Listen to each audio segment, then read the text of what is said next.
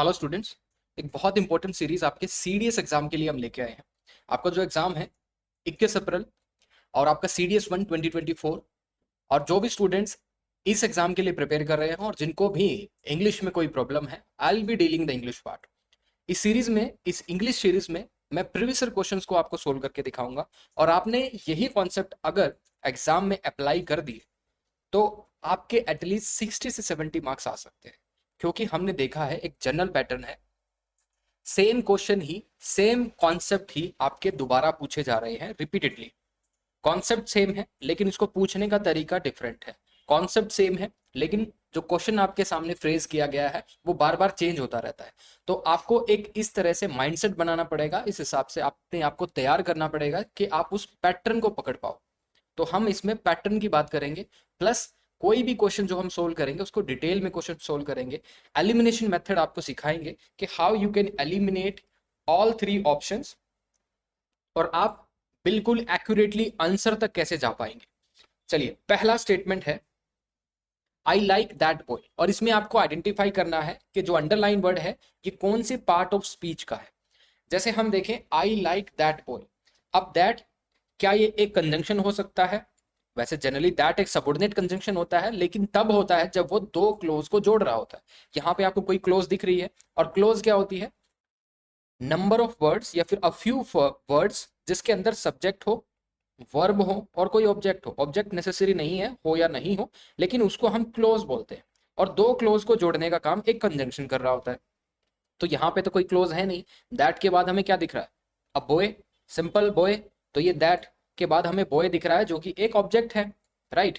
तो इस हिसाब से अगर आप देखोगे, कंजंक्शन तो होने से रहा, कंजंक्शन नहीं हो सकता। पार्टिसिपल क्या होता है? पार्टिसिपल एक मॉडिफाइड फॉर्म होती है वर्ब की, एक वर्ब की मॉडिफाइड फॉर्म जो दोनों के कैरेक्टरिस्टिक्स को शो करती है, वर्ब को भी और एडजेक्टिव के कैरेक्टरिस्टिक्स दोनों को शो करने वाली जो चीज होती है उसको हम पार्टिसिपल बोलते हैं। यहाँ पे आपको कोई पार्टिसिपल दिख रहा है?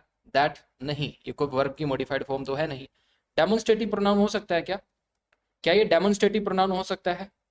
जी बिल्कुल, ये डेमोन्स्ट्रेटिव प्रोनाउन ही है। ये करेक्ट आंसर इसका डेमोन्स्ट्रेटिव प्रोनाउन ही होगा। और डेमोन्स्ट्रेटिव प्रोनाउन क्या होता है? कि किसी भी प्रोनाउन को कोई चीज डेमोन्स्ट्रेट कर रही हो। इसको हम डिटर्मिनर भी बोल सकते हैं। अगर आप दैट को बोलना चाहो, that is also a determiner. In short अगर बोलना चाहो, यहाँ पे डेमोन्स्ट्रेटिव प्रोनाउन ना लिखा होता, यहाँ पे अगर आप डिटर्मिनर लिख रहे होते तो that is also a determiner. Noun क्या होता है? एक ऐसे पार्ट ऑफ स्पीच जिसके अंदर आप देखोगे किसी व्यक्ति, जिसको हम पीपल बोलते हैं, प्लेस, एनिमल, ऑब्जेक्ट के बारे में बात किया गया हो, उसको हम नाउन बोलते हैं। लेकिन that is not a noun. यहाँ पे बॉय को, यहाँ पे बॉय को नाउन बोल सकते हो, दैट को नहीं। तो आपका जो करेक्ट आंसर होगा वो डेमोन्स्ट्रेटिव प्रोनाउन होगा। अगर इसकी जगह डिटर्मिनर भी आपको दिया जाता है तो वो भी करेक्ट होता। Next question is without health there is no happiness. Left to right हमेशा एनालाइज करेंगे सेंटेंस को। Without health there is no happiness. Okay, without क्या है? प्रेपोजिशन है। उसके बाद हेल्थ क्या है? प्रेपोजिशन का ऑब्जेक्ट हो गया। देयर क्या हो गया? यहाँ पे सब्जेक्ट है। इज एक लिंकिंग वर्ब होगी। उसके बाद नो क्या हो गया? एक एडजेक्टिव हो गया। और हैप्पीनेस आप बोल सकते हो happiness is a object, no doubt about it. लेकिन हमें एलिमिनेशन मेथड यूज करना है। हम आंसर तो आपको बताएंगे, लेकिन हम इस बारे में जरूर बात करेंगे कि जो बाकी के बचे 3 ऑप्शंस हैं वो इसका आंसर क्यों नहीं हो सकते। जब भी आपका ये माइंडसेट होगा कि बाकी के बचे 3 जो ऑप्शंस हैं वो इसका आंसर क्यों नहीं हो सकते, तो आप सही डायरेक्शन में जा रहे हो, आप लर्निंग कर रहे हो। एक्चुअल लर्निंग इज दैट आप आंसर बता पा रहे हो, बहुत अच्छी बात है। लेकिन आप ये भी बता पा रहे हो कि बाकी के 3 जो ऑप्शंस है वो इसका आंसर क्यों नहीं हो सकते, तो मुझे नहीं लगता इंग्लिश में आपको कोई प्रॉब्लम आएगी। काफी टीचर सिर्फ आपको आंसर तक ले जा रहे हैं। मैं आपको ये भी बताऊंगा कि बाकी 3 इसका आंसर क्यों नहीं हो सकते थे। जब आपको ये चीजें समझ में आ जाएंगी कि बाकी चीजें इसका आंसर क्यों नहीं हो सकती थी, तो उसको हम एक सही लर्निंग बोलते हैं। अब देखो, अगर हम इसका ऑप्शन देखें डी, एडवर्ब। एडवर्ब, हैप्पीनेस क्या एडवर्ब हो सकता है? नहीं हो सकता, क्योंकि एडवर्ब जो होता है किसी भी वर्ब को डिफाइन करता है। जैसे हम देखें, कुछ एक्सेस, कुछ एडिशनल इंफॉर्मेशन आपको मिलेगी through adverb. It provides more information about the verb और एक्शन। लेकिन यहाँ पे आप देखिए, happiness is not a verb, ना ही एडवर्ब है। अगर कुछ होता तो इसके पीछे कोई वर्ब लिखी होनी चाहिए थी, तब हम इसको सोच सकते थे कि एडवर्ब हो सकता है। लेकिन अभी तो यहाँ पे इसके आसपास कोई वर्ब ही नहीं दिख रही। दूसरा हम देखते हैं एडजेक्टिव। क्या ये एडजेक्टिव है? नहीं है। क्यों? एडजेक्टिव किसी भी ऑब्जेक्ट की क्वालिटी बताने के लिए होता है। अब यहाँ पे जो हैप्पीनेस है इसके साथ कौन सा ऑब्जेक्ट है ही नहीं, तो ये एडजेक्टिव भी नहीं हो सकता। क्या ये प्रोनाउन हो सकता है? प्रोनाउन जो कि हम किसी भी नाउन की जगह यूज करते हैं उसको हम प्रोनाउन बोलते हैं। लेकिन यहाँ पे हैप्पीनेस किस नाउन को रिप्लेस कर रहा है? किसी को नहीं। तो बचा हुआ हमारा आंसर जो होगा वो नाउन होगा। Noun is the correct answer. और नाउन क्या होता है? जैसे हमने लास्ट स्लाइड में देखा था, part of speech that comprises words that are used to name people, places, animal, objects and ideas। इसको हम नाउन बोलते हैं। बहुत आसान है, ठीक है। नेक्स्ट क्वेश्चन देखते हैं। You have no sense. आपको आइडेंटिफाई करना है कि इसमें जो नो है वो क्या है, नाउन है, डिटर्मिनर है, एडवर्ब है, प्रपोजिशन है। हमेशा की तरह आपको पता होना चाहिए कि elimination method is important to solve the previous question of English. बहुत इंपॉर्टेंट है। अगर यहाँ पे हम देखें, ध्यान से इसको देखो, क्या ये नाउन हो सकता है? नहीं हो सकता। नो के not be a noun. Noun जैसे मैंने आपको बताया था कोई पर्सन और प्लेस, क्या नो कोई पर्सन और प्लेस है? नहीं है। क्या ये एडवर्ब हो सकता है? एडवर्ब मैंने आपको बताया था किसी भी वर्ब को उसकी एडिशनल इंफॉर्मेशन देने के लिए हम उसके साथ क्या यूज करते हैं? Verb. Adverb. Adverb is use to provide more information about the verb. लेकिन ये एडवर्ब भी नहीं है, जो नो है एडवर्ब भी नहीं है। प्रपोजिशन क्या होता है? एक ऐसा वर्ड जो कि कनेक्ट करता है एक नाउन को, एक नाउन फ्रेज को, एक प्रोनाउन को किसी दूसरे वर्ड के साथ। ध्यान से सुनो, प्रपोजिशन वो चीज होती है जो कि कनेक्ट करती है किसी नाउन को, किसी नाउन फ्रेज को, या फिर किसी प्रोनाउन को किसी दूसरे वर्ड के साथ। और जनरली हम प्रपोजिशन के बाद जो लिखा होता है, सपोज टू प्रपोजिशन के बाद हमने फाइंड लिख दिया, ठीक है, टू, सॉरी यहाँ पे टू के बाद हमने, विदाउट के बाद हमने सपोज ड्यूटी लिख दिया, ठीक है। तो ये जो विदाउट है ये प्रपोजिशन है, इसके बाद जो लिखा गया ये ऑब्जेक्ट है। और इसको कनेक्ट करने का काम, ये प्रपोजिशन जो है, प्रपोजिशन के बाद लिखा गया जो ड्यूटी है, ये एक ऑब्जेक्ट है। इसको कनेक्ट करने का काम कहाँ होगा? इससे पहले, विदाउट से पहले कोई वर्ब होगा जो कि ड्यूटी को वर्ब से कनेक्ट करेगा। तो ये है प्रपोजिशन का काम। इस केस में क्या आपको ये काम करता दिख रहा है? नो नहीं, क्योंकि no is not a preposition. तो नो है क्या? No is a determiner. No एक डिटर्मिनर है, राइट। सो डिटर्मिनर क्या होते हैं? किसी भी नाउन को डिटरमाइन करने के लिए उसकी डायरेक्शन, उसकी पोजीशन, उसकी कुछ छोटी क्वालिटी, वो डिटर्मिनर्स करते हैं, ठीक है। तो डिटर्मिनर क्या हो गया यहाँ पे? No. This is the correct answer. Next देखते हैं, none of these cars is in use. None आपको बताना है। आपको चार ऑप्शन दिए गए हैं, reflexive pronoun, demonstrative pronoun, distributive pronoun, indefinite pronoun. मुझे लगता है आपको ये आंसर आता होगा, लेकिन उस आंसर पे जाने से पहले हमें ये देखना है कि ये बाकी के बचे हुए तीन ऑप्शंस क्यों नहीं है। अब रिफ्लेक्सिव प्रोनाउन आप देखिए, जिसके अंदर विच, व्हेन, वेयर, सॉरी, जिसके अंदर आवरसेल्फ, देमसेल्फ एंड वनसेल्फ इसका यूज हो। रिफ्लेक्सिव प्रोनाउन उसको बोलते हैं जिसका एक्शन डायरेक्टली और इनडायरेक्टली सब्जेक्ट पे आ रहा हो। जिसका एक्शन, जिसका इफेक्ट डायरेक्टली और इनडायरेक्टली सब्जेक्ट पे ही आता है, उसको हम रिफ्लेक्सिव प्रोनाउन बोलते हैं। क्या आपको नन यहाँ पे रिफ्लेक्सिव प्रोनाउन दिख रहा है? नहीं है।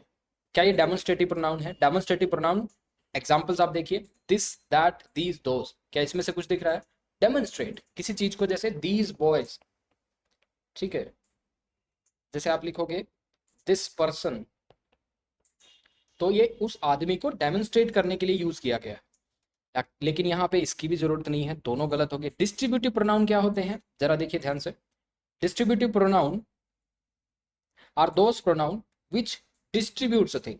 जैसे अगर आप देखोगे, बहुत ध्यान से अगर आप देखोगे, डिस्ट्रीब्यूटिंग मतलब अमंग, आप किसी चीज को उसके बीच में डिस्ट्रीब्यूट कर रहे हो, उसको हम डिस्ट्रीब्यूटिव प्रोनाउन बोलेंगे। लेकिन जो इसका सही आंसर होगा वो है डी।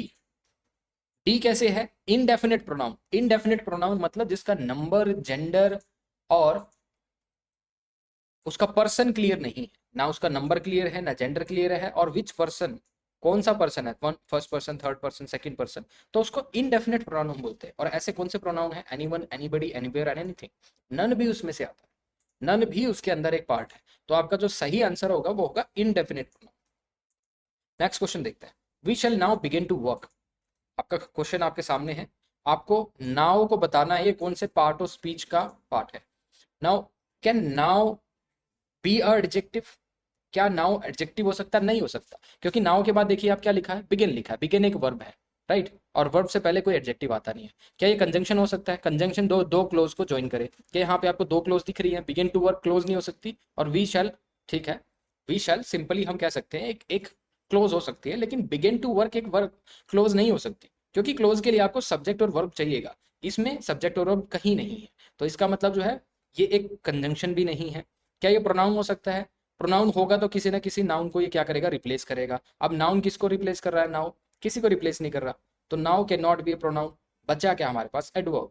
और एडवर्ब क्या करता है? किसी भी वर्ब को, किसी भी वर्ब की एडिशनल इन्फॉर्मेशन हमें दे रहा होता है। We shall now begin to work, हम सिंपल भी लिख सकते थे, we shall begin to work, लेकिन now is a point of time जहां पे आपको क्या करना पड़ेगा, वो काम शुरू करना पड़ेगा। We shall now begin to work. किसी भी वर्ब की एडिशनल इन्फॉर्मेशन जब आपको कोई चीज दी जाती है उसको हम एडवर्ब बोलते हैं। नेक्स्ट देखते हैं, owing to his health he retired from business. ये जो ओइंग टू है ये क्या है, ये पूछना चाह रहा है। क्या ये कंजंक्शन है, प्रपोजिशन है, पार्टिसिपल है, डिटर्मिनर है? थोड़ा मीनिंग का आपको नहीं पता होगा। ओइंग का मतलब होता है येट टू बी पेड, कोई उधार, किसी का बकाया देना है। So owing yet to be paid, उसका मतलब ये है। लेकिन जब भी आप, और ये जो ओइंग है, ध्यान से सुनो, ओइंग ये आपका कौन, क्या चीज होती है? ये एडजेक्टिव होती है। It is simply a adjective. Owing क्या है? एक एडजेक्टिव है। इसका मतलब होता है येट टू बी पेड। लेकिन ओइंग टू क्या होती है? ये एक प्रेपोजिशन होती है। This is called as preposition. और इसको हम दूसरे शब्दों में बोल सकते हैं बिकॉज ऑफ। बिकॉज ऑफ ये भी एक प्रेपोजिशन है, और इसका मतलब होता है it is result of that thing.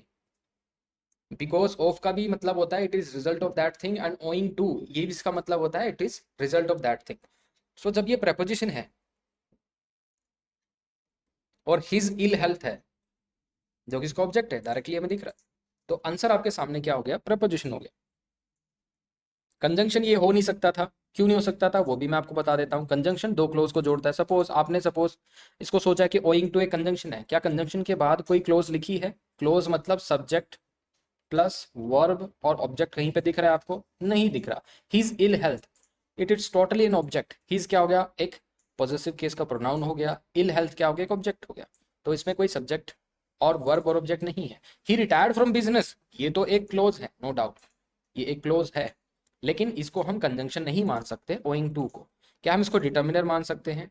नहीं मान सकते, क्योंकि ओइंग टू एक प्रपोजिशन है और उसके बाद उसका ऑब्जेक्ट लिखा हुआ है। डिटर्मिनर के लिए हमें सब्जेक्ट से पहले कोई चीज लिखनी पड़ेगी। क्या हम इसको पार्टिसिपल मान सकते हैं? नहीं मान सकते। पार्टिसिपल एक मॉडिफाइड फॉर्म होती है वर्ब की, और प्रेजेंट पार्टिसिपल और पास्ट पार्टिसिपल, और ये एक एडजेक्टिव की तरह काम करता है। ठीक है, पार्टिसिपल का काम है एडजेक्टिव की तरह बिहेव करना। नेक्स्ट देखते हैं, my sister is just 16 and therefore not eligible to vote. अब माई सिस्टर इज जस्ट 16, ये क्या है? एक क्लोज है, और उसके बाद लिखा है and therefore not eligible to vote. अब ये जो देयरफॉर है, हमें आइडेंटिफाई करना है क्या ये जेरेंड है, एडवर्ब है, एडजेक्टिव है, या फिर कंजंक्शन है। सपोज अगर आप लोग सोचते हो कि ये एक सिंपल ही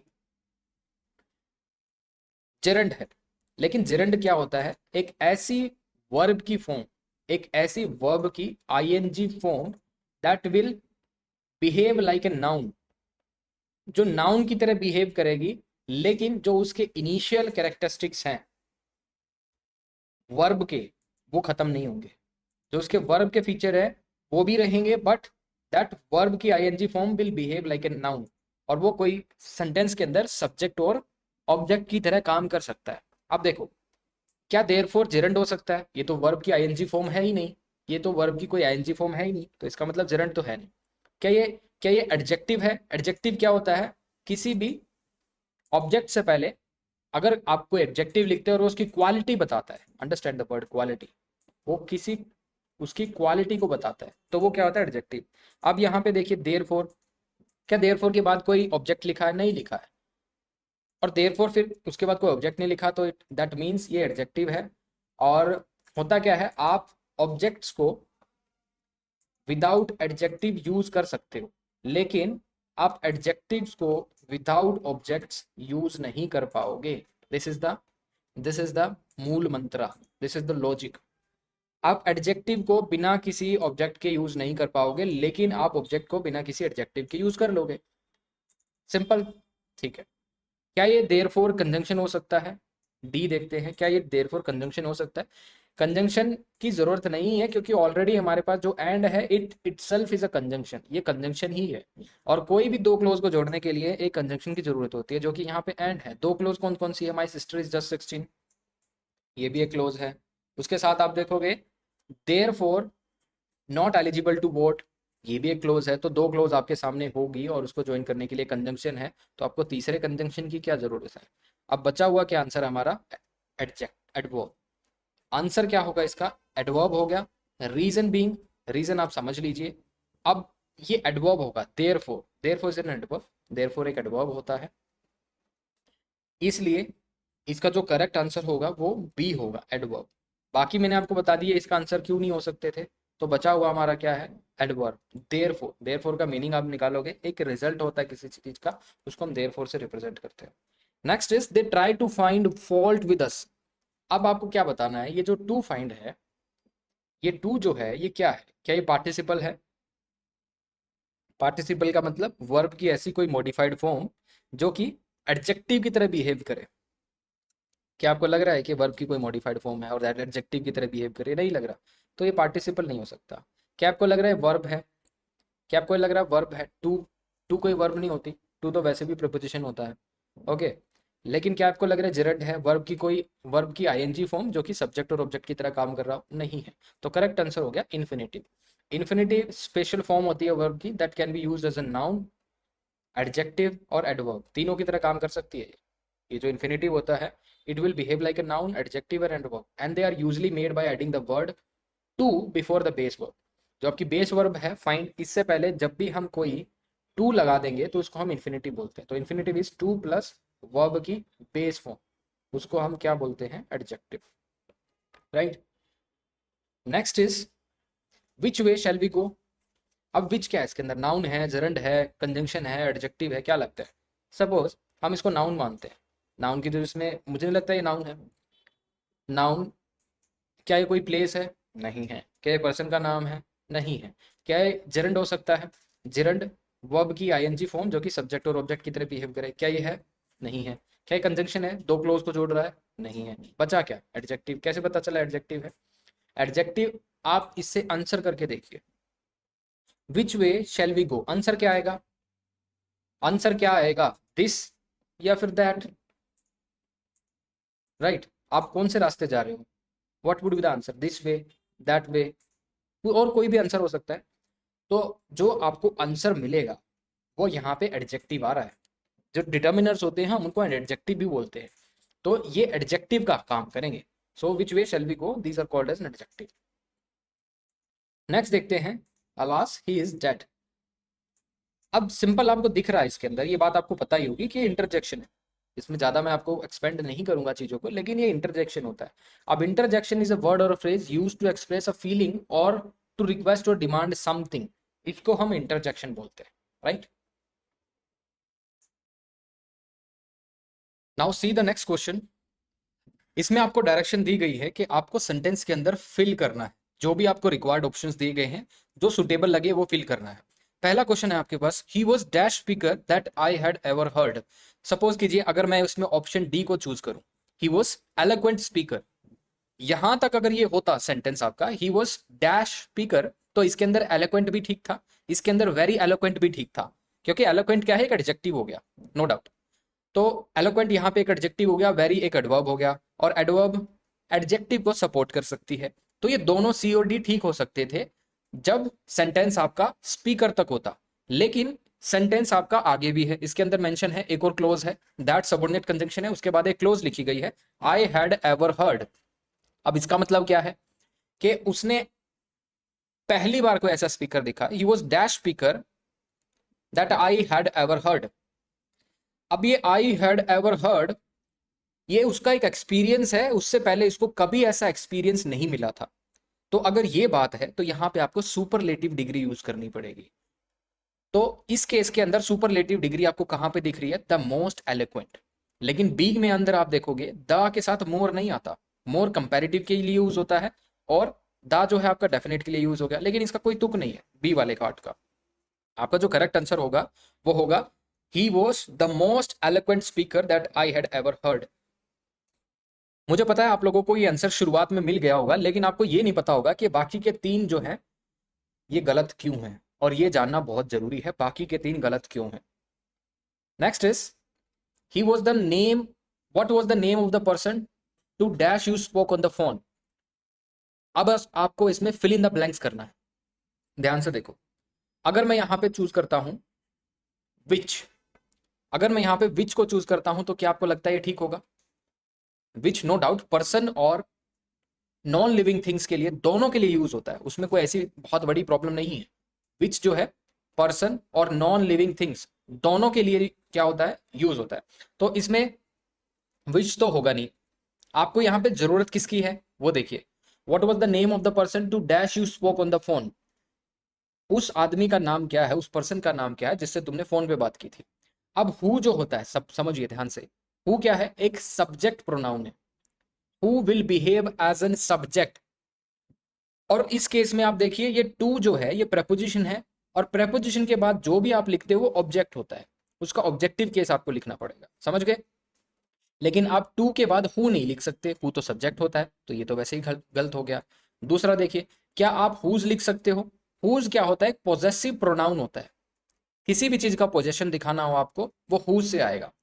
हुज के अंदर आप देखोगे हर्स, जैसे आपने सुना होगा पॉजिटिव केस का प्रोनाउन है योर्स, राइट। तो इसके अंदर ये चीजें आती हैं। क्या आपको लगता है हम टू के बाद ये आंसर रिक्वायर्ड है, पॉजिटिव केस का प्रोनाउन रिक्वायर्ड है? नहीं रिक्वायर्ड। तो ये भी आपका गलत हो गया, विच भी गलत हो गया, हुज भी गलत हो गया, हुम भी गलत हो गया। लेकिन एक्चुअल में रिक्वायर्ड क्या है? रिक्वायर्ड है टू के बाद कोई ऑब्जेक्ट, और ऑब्जेक्ट कौन होता है? हुम। हुम क्या है, एक ऑब्जेक्टिव प्रोनाउन है, राइट। तो हमें आंसर भी उसका ही चाहिए, कोई ऑब्जेक्ट हमें चाहिए, इसलिए यहाँ पे हुम आंसर आएगा। नेक्स्ट देखते हैं, have you seen Mohan. Mohan के बाद आपको fill in the blanks fill करना है, 4 ऑप्शन आपके पास है, ध्यान से देखो। अगर मैं इसके अंदर लेट को यूज करूं, लेट क्या होता है? लेट एक तरह से एडजेक्टिव है, जैसे हम बोलते हैं ना late prime minister, late this and that, तो लेट एक एडजेक्टिव होता है, ओके समझिए। और लेट क्या होता है, एक और मीनिंग अगर इसका देखें, नॉट ऑन टाइम, इसका मतलब ये होता है। और लेटली का मतलब क्या होता है? लेटली का मतलब होता है रिसेंटली। और यस्टरडे अगर आप देखिए, अगर मैं इस सेंटेंस के अंदर येस्टरडे को फिल करना चाहूं, have you seen Mohan yesterday, yesterday क्या हो जाएगा, पॉइंट ऑफ टाइम हो जाएगा। और पॉइंट ऑफ टाइम जब अगर आपका पास्ट का है, तो आपने ये जो सेंटेंस के अंदर टेंस यूज किया है हैव यू सीन, ये प्रेजेंट परफेक्ट टेंस कैसे यूज हो सकता है? तो इसका मतलब येस्टरडे तो हो ही नहीं सकता, राइट। येस्टरडे तो हो ही नहीं सकता, तो पूरा सिंटैक्स ही गलत हो जाएगा। अगर आप यहाँ पे येस्टरडे यूज कर दोगे सेंटेंस में गड़बड़ आ जाएगी, तो येस्टरडे होगा ही नहीं। लेट इसलिए नहीं हो सकता क्योंकि लास्ट में हमें एडजेक्टिव की जरूरत नहीं है। अब इसके अंदर आप देखोगे लास्टली क्या होता है, लास्टली भी एक एडवर्ब होती है जिसमें आप दिखाते हो कि सबसे लास्ट में कोई चीज आती है in order of a list, तब हम लास्टली का यूज करते हैं। लेकिन यहाँ पे आपको वो वाला मीनिंग तो नहीं चाहिए कि ऑर्डर है, कोई लिस्ट है, उसमें सबसे लास्ट में कौन आएगा, वो मीनिंग चाहिए क्या आपको? यहाँ पे नहीं, आपको मीनिंग चाहिए क्या तुमने मोहन को अभी देखा है, तो ये वाला मीनिंग चाहिए। तो आप क्या लिखोगे यहाँ पे, लेटली लिखोगे। लेटली का मतलब क्या होता है, रिसेंटली। और लेटली क्या होगा यहाँ पे आपका, एक एडवर्ब हो गया। तो करेक्ट आंसर होगा have you seen Mohan lately, this is correct. Next is we live in dash an old house. अब इसमें आप फिल इन द ब्लैंक्स कीजिए, we live in dash an old house. अगर सपोज कीजिए मैं इसके अंदर डी ऑप्शन डालता हूं, प्रिटी। प्रिटी क्या होता है, एक एडजेक्टिव भी होता है, एडवर्ब भी होता है, वर्ब भी होता है, ये तीनों चीजों का काम करता है। Pretty is a word. क्या आपको लगता है we live in a pretty and old house? Old क्या है, पुराना, और प्रिटी क्या है, it's some form of attractive. क्या पुराना घर हमेशा अट्रैक्टिव दिखता है? नहीं दिखता, अनलेस एंड अनटिल उसको मेंटेन किया गया हो। तो यहाँ पे इस प्रिटी की जरूरत नहीं है। सपोज कीजिए अगर हम यहाँ पे फेयरली को यूज करें, अगर हम यहाँ पे फेयरली को यूज करें, तो फेयरली का मतलब क्या होता है? फेयरली का मतलब होता है टू एन हाई डिग्री, एक मॉडरेटली हाई डिग्री को हम फेयरली बोलते हैं। और फेयरली एक एडजेक्टिव है। We live fairly an old house, मतलब अगर यहाँ पे हम फेयरली का यूज करेंगे तो उसका मतलब होगा we live in fairly a moderately high degree of house. तो क्या इसको आपको लगता है कि इसकी जरूरत है? इसकी जरूरत भी नहीं है। फेयरली जो कि एक एडवर्ब है, ये एडवर्ब यहाँ पे नहीं यूज हो सकती। सपोज कीजिए आप रादर का यूज करते हैं जो कि एक एडवर्ब है। अगर आप यहाँ पे we live in rather an old house, तो रादर कंपैरिजन के लिए यूज होता है, right. It is used one's preference in a particular matter. लेकिन यहाँ पे तो कंपैरिजन और प्रेफरेंस बताने की बात हुई नहीं है, तो रादर भी नहीं होगा। प्रीटी की बात इसलिए नहीं हो सकती क्योंकि ओल्ड के साथ प्रीटी आप यूज नहीं करोगे, राइट। और इसके साथ आपका एक ऑप्शन बचता है क्वाइट। क्वाइट देखिए ध्यान से, ये जो क्वाइट होता है एक एडजेक्टिव होता है, राइट। क्वाइट क्या होता है? एक एडजेक्टिव होता है। और इस केस में क्वाइट दो तरह से है। अगर क्वाइट एडवर्ब है और क्वाइट एडजेक्टिव है, अगर क्वाइट एडजेक्टिव है सपोज, उसका मतलब होता है मेकिंग लिटरल नो नॉइस। तो यहाँ पे एडजेक्टिव की तो जरूरत है नहीं आपको, यहाँ पे किसकी जरूरत है? ये वाले मीनिंग की, द एक्सटेंट और degree of something, right. Now the extent और डिग्री ऑफ समथिंग, इसका मतलब है फेयरली और completely. We live in a completely an old house, हम एक बहुत पुराने घर के अंदर रहते हैं। और Fairlie an old house, Fairlie क्या है? यहाँ पे एक एडजेक्टिव था, एक एडवर्ब था जिसकी हमें जरूरत नहीं है। तो हम यहाँ पे क्या यूज करेंगे? क्वाइट एडवर्ब की हम यहाँ पे यूज कर सकते हैं जिसका मतलब होता है completely, right. Next is I am playing tennis tomorrow unless. तो आपके सामने चार ऑप्शन है। अगर मैं ऑप्शन नंबर 1 यूज करता हूँ, सॉरी ऑप्शन नंबर में डी यूज करता हूँ, तो इसका मतलब क्या होगा? I am playing tennis unless it may rain. देखिए, अगर इट मे रेन, अनलेस के साथ आप ऐसी कोई सिचुएशन नहीं यूज करते जहां पे प्रोबेबिलिटी हो, राइट। अनलेस का मतलब होता है एक सबऑर्डिनेट कंजंक्शन, और जो कि यूज किया जाता है when we want to show a conditional situation. Unless का तो ये मतलब होता है एक सबऑर्डिनेट कंजंक्शन होता है जो कि मीनिंग देता है दो तरह से। इसका मतलब होता है इफ नॉट और एक्सेप्ट इफ, सेम मतलब है। कोई कंडीशन अटैच होगी उसके साथ, अगर वो कंडीशन हो रही है या फिर नहीं हो रही है, नेगेटिव कंडीशन होती है एक तरह से वो, तो दूसरी कंडीशन जो है वो फुलफिल होती है। इस केस में आप देखिए, I am playing tennis tomorrow, I will be playing tennis tomorrow unless वहां पे क्या ना हो? बारिश ना हो। अब देखिए, अनलेस के साथ आप कौन सी चीजें यहाँ पे यूज करोगे? क्या आप इट में रेन यूज कर सकते हो? नहीं यूज करना है आपको, यहाँ पे आपको प्रोबेबिलिटी नहीं दिखानी है, आपको आपको कंडीशन दिखानी है, ठीक है। तो डी ऑप्शन नहीं होगा। और सी ऑप्शन हो सकता है क्या? It red unless it red, नहीं हो सकता क्योंकि ये सबऑर्डिनेट क्लोज है। सबऑर्डिनेट क्लोज में आप पास्ट टेंस नहीं यूज करोगे जब आपका मेन क्लोज के अंदर आपको प्रेजेंट टेंस दिया गया है और फ्यूचर टेंस दिया गया है, I am playing tennis tomorrow. तो जब आपकी मेन क्लोज फ्यूचर टेंस के अंदर है, तो आप क्यों कंडीशनल या फिर जो सबऑर्डिनेट क्लोज है उसके अंदर पास्ट लिखोगे? नहीं लिख सकते। तो ये वैसे ही गलत हो गया, grammatically it is wrong. Suppose कीजिए आपके पास बी ऑप्शन आता, तो बी ऑप्शन में लिखा है it does not rain, it unless it does not rain. देखिए, डज नॉट क्यों यूज करते हो आप किसी भी सेंटेंस के अंदर? डज नॉट आप इसलिए यूज कर सकते हो इंटेंशली, कि वो काम इंटेंशली नहीं होता है। क्या यहाँ पे इंटेंशली कोई काम होगा? इट डज नॉट रेन, ये क्या मतलब है? अगर आपसे कोई पूछे आपने होमवर्क किया, तो क्या बोलते हो आप? आई डोंट, नहीं किया आपने। अगर आपसे पूछे क्या आप ये बोल सकते हो, तो आप क्या बोलोगे? कि आई डोंट रिकॉल, मुझे याद नहीं आ रहा है। तो उस केस में आप क्या करते हो? डोंट का यूज करते हो। तो यहाँ पे ये भी नहीं होगा। लेकिन यहाँ पे simply it rains would be the answer. Unless it rains, will be playing tomorrow unless it rains. तो unless is only for negative conditions, और इसका मतलब होता है इफ नॉट और एक्सेप्ट इफ, और अनलेस एक सबऑर्डिनेट कंजंक्शन होता है। Next is the dash of the car is unknown. आपके सामने ऑप्शन है चार, चार ऑप्शन आपके सामने है। पहला देखिए मेकअप। अब मेकअप क्या होता है? एक फ्रेजल वर्ब है जिसका मतलब होता है you are inviting inventing a story. अब फ्रेजल वर्ब की जरूरत है क्या आपको? यहाँ पे नहीं, आपको कोई सब्जेक्ट की जरूरत है। दा क्या है? आर्टिकल है, डेफिनेट आर्टिकल है, उसके साथ कोई सब्जेक्ट लिखना है। ना तो मेकअप कोई सब्जेक्ट बन सकता है, ना मेकिंग। मेकिंग बन सकता है, एक नाउन बन सकता है, लेकिन यहाँ पे मेकिंग का मतलब होगा द प्रोसेस ऑफ मेकिंग और प्रोड्यूसिंग समथिंग। क्या आपको यहाँ पे कोई प्रोसेस दिखानी है मेकिंग और प्रोड्यूसिंग समथिंग? नहीं, आपको बताना है कि कार मैन्युफैक्चरर कौन है, उसका नाम क्या है। The make of the car is unknown. यहाँ पे आपको उसकी प्रोसेस के बारे में बात नहीं करनी। बी ऑप्शन भी गलत हो गया, दोनों ऑप्शन गलत हो गए। सी ऑप्शन देखते हैं, मेड अप। मेड अप का मतलब होता है इन्वेंट अ स्टोरी। मेकअप और मेड अप, मेक अप का ही क्या है, एक पास्ट टेंस है मेड अप, तो दोनों ही यहाँ पे गलत हो गए। बचा क्या हमारे पास, मेक। अब ध्यान से सुनो, मेक एक वर्ब भी होती है, मेक एक नाउन भी होता है। मेक जब एक वर्ब होती है तो उसका मतलब होता है form something by putting parts together, कुछ ना कुछ आपने क्रिएट किया है उसको मेक बोल देते हैं। लेकिन मेक जब नाउन होता है तो उसका मतलब होता है द मैन्युफैक्चरर और trade name of a product, उसको हम मेक बोलते हैं। तो correct answer would be D, make. Next is he paid his debts dash to the last penny. अब यहाँ पे ध्यान से देखो, पेड आपकी क्या है, वर्ब है, उसके साथ आपको एक और वर्ड लगाना है जिसको हम बोल सकेंगे फ्रेजल वर्ब हो जाएगी। अब पेड के बाद तो आपने हिज डेट लिख दिया जो कि उसका ऑब्जेक्ट है, लेकिन आपको पूरी फ्रेजल वर्ब यूज करनी पड़ेगी। तो उसके साथ आप क्या करोगे, पूरी फ्रेजल वर्ब यूज करोगे तो आपके सामने 10, ये 4 ऑप्शन है।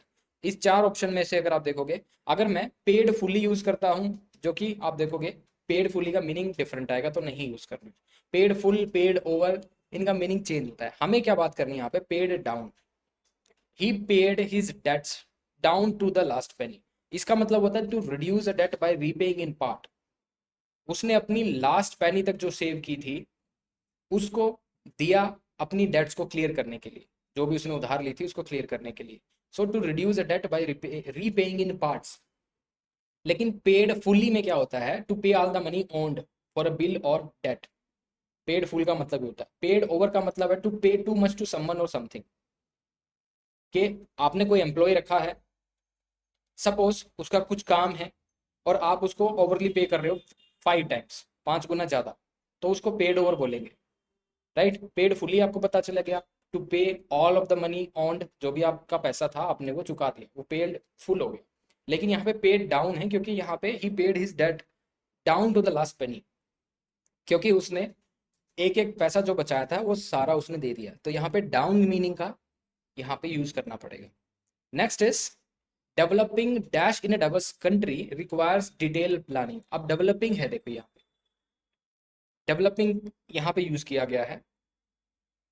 डेवलपिंग एक हिसाब से आप बोल सकते हैं पार्टिसिपल है। ओके, नाउ डेवलपिंग, अब पार्टिसिपल क्या होता है, कोई एडजेक्टिव का काम करता है, ठीक है। ये वर्ब की मॉडिफाइड फॉर्म होती है, मैंने आपको शुरुआत में बताया था, वर्ब की ऐसी मॉडिफाइड फॉर्म जो कि एक एडजेक्टिव की तरफ काम करे। और पास्ट पार्टिसिपल और प्रेजेंट पार्टिसिपल होता है। इस केस में जो आईएनजी फॉर्म है इसकी, ये दिखाती है कि ये कौन सी पार्टिसिपल है, प्रेजेंट पार्टिसिपल है, जो कि एडजेक्टिव की तरह काम करेगी। इसके बाद कोई ना कोई आपको सब्जेक्ट लिखना पड़ेगा, ठीक है। अब देखिए, इसके बाद आप क्या लिखोगे, ग्रोथ लिख सकते हो क्या, डेवलपिंग ग्रोथ नहीं, डेवलपिंग स्कार्सिटी, डेवलपिंग पॉवर्टी नहीं, आपको इंफ्रास्ट्रक्चर की जरूरत है। आप डेवलपिंग इंफ्रास्ट्रक्चर, इंफ्रास्ट्रक्चर एक नाउन है और वो एक सब्जेक्ट की तरह काम कर सकता है। So what kind of infrastructure, developing infrastructure in a country, in a diverse country requires detail planning. तो आंसर हो जाएगा आपका D. Next is dash provision have been made to support agriculture.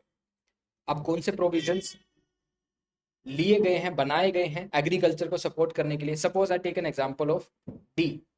अगर मैं यहाँ पे लिखूं कैपिटल प्रोविजंस लिए गए, क्या वो ठीक होगा, नहीं होगा। कैपिटल प्रोविजंस की जरूरत नहीं है यहाँ पे। सब्सिडाइज प्रोविजंस नहीं, प्रोक्योरमेंट प्रोविजंस वो फूड एफडीआई में यूज होता है, सब्सिडाइज आपका एग्रीकल्चर में सब्सिडी के लिए यूज होता है। यहाँ पे एडिक्वेट प्रोविजंस की जरूरत है, ठीक है। किसकी जरूरत है, adequate provisions. Next is the dash growth in Indian financial market can be attributed to a number of reforms. अब डैश ग्रोथ कौन सी, मीटियोर ग्रोथ, कैटास्ट्रोफिक ग्रोथ। अब कैटास्ट्रोफिक ग्रोथ क्या होती है, कैटास्ट्रोफिक एक्सीडेंट होता है, ग्रोथ नहीं होती। एफिशिएंसी, द एफिशिएंसी ग्रोथ, ये दोनों ही आप देखोगे एफिशिएंसी और ग्रोथ एक साथ नहीं आएंगे। यहाँ पे आपको ग्रोथ के साथ क्या चाहिए, कोई ना कोई एडजेक्टिव, द फेनोमिनल ग्रोथ, ठीक है। Phenomenal growth in Indian financial market can be attributed to a number of reforms. So answer would be phenomenal. Now see ordering of sentence. In ordering of sentence 2-3 चीजें आपको ध्यान में रखनी है। पहला, जब भी हम सेंटेंस अरेंजमेंट के क्वेश्चन करते हैं, इसमें 5 चीजें आपको प्री रिक्विजिट आनी चाहिए कि कंजंक्शन का वर्क क्या होता है, प्रपोजिशन का वर्क क्या होता है, एडवर्ब का क्या वर्क होता है, प्रोनाउन का क्या वर्क होता है और डिटर्मिनर का क्या वर्क होता है। बेसिक कुछ चीजें मैं आपको चलो बता देता हूँ। देखिए, अगर आपको पता है कि कंजंक्शन का वर्क क्या होता है, कि दो किसी भी सेंटेंस को ज्वाइन करने के लिए या फिर क्लोज को ज्वाइन करने के लिए आप कंजंक्शंस का यूज करते हो, और कंजंक्शन भी बहुत तरह के होते हैं। इसमें आप देखोगे because, then, that, after, that and but, इसमें दोनों ही लिखे गए हैं, सबऑर्डिनेट और कोऑर्डिनेटिंग कंजंक्शन। अब आपको पता है कि क्लोजेस जो होती है वो कंजंक्शन की हेल्प से ही ज्वाइन की जाती है। जब भी आपको सेंटेंस में दिखेगा कि एक क्लोज एक सेंटेंस के अंदर वहां पे खत्म हो रही है और उसके बाद कोई कंजंक्शन है बिकॉज, तो उसके बाद क्या आएगी, एक सेकंड क्लोज आएगी। तो आपको वहां पे क्लोज देखनी है कि कौन सी इसके बाद क्लोज आ सकती है। बिकॉज जो है रीजन के लिए आती है, आफ्टर जो है ये आपका कोई सीक्वेंस है, उसके बाद कोई चीज होनी है, दैट जो है वो रिजल्ट के लिए हो सकता है, व्हाट जो है क्वेश्चन के लिए हो सकता है, एंड जो है ये आपका क्यूमुलेटिव कंजंक्शन है। दो एक तरह की क्लोज जो है आपस में एनफोर्सिंग कर रही होंगी एक दूसरे के मीनिंग को, तो वहां पे आप एट यूज करते हो। बट कंजंक्शन है वो उस केस में यूज होगा जहां पे आपका जो रिजल्ट होगा एडवर्सेटिव होगा, मतलब दोनों स्टेटमेंट जो होंगी आपस में एडवर्स होंगी, और जो है अल्टरनेटिव के लिए यूज होगा।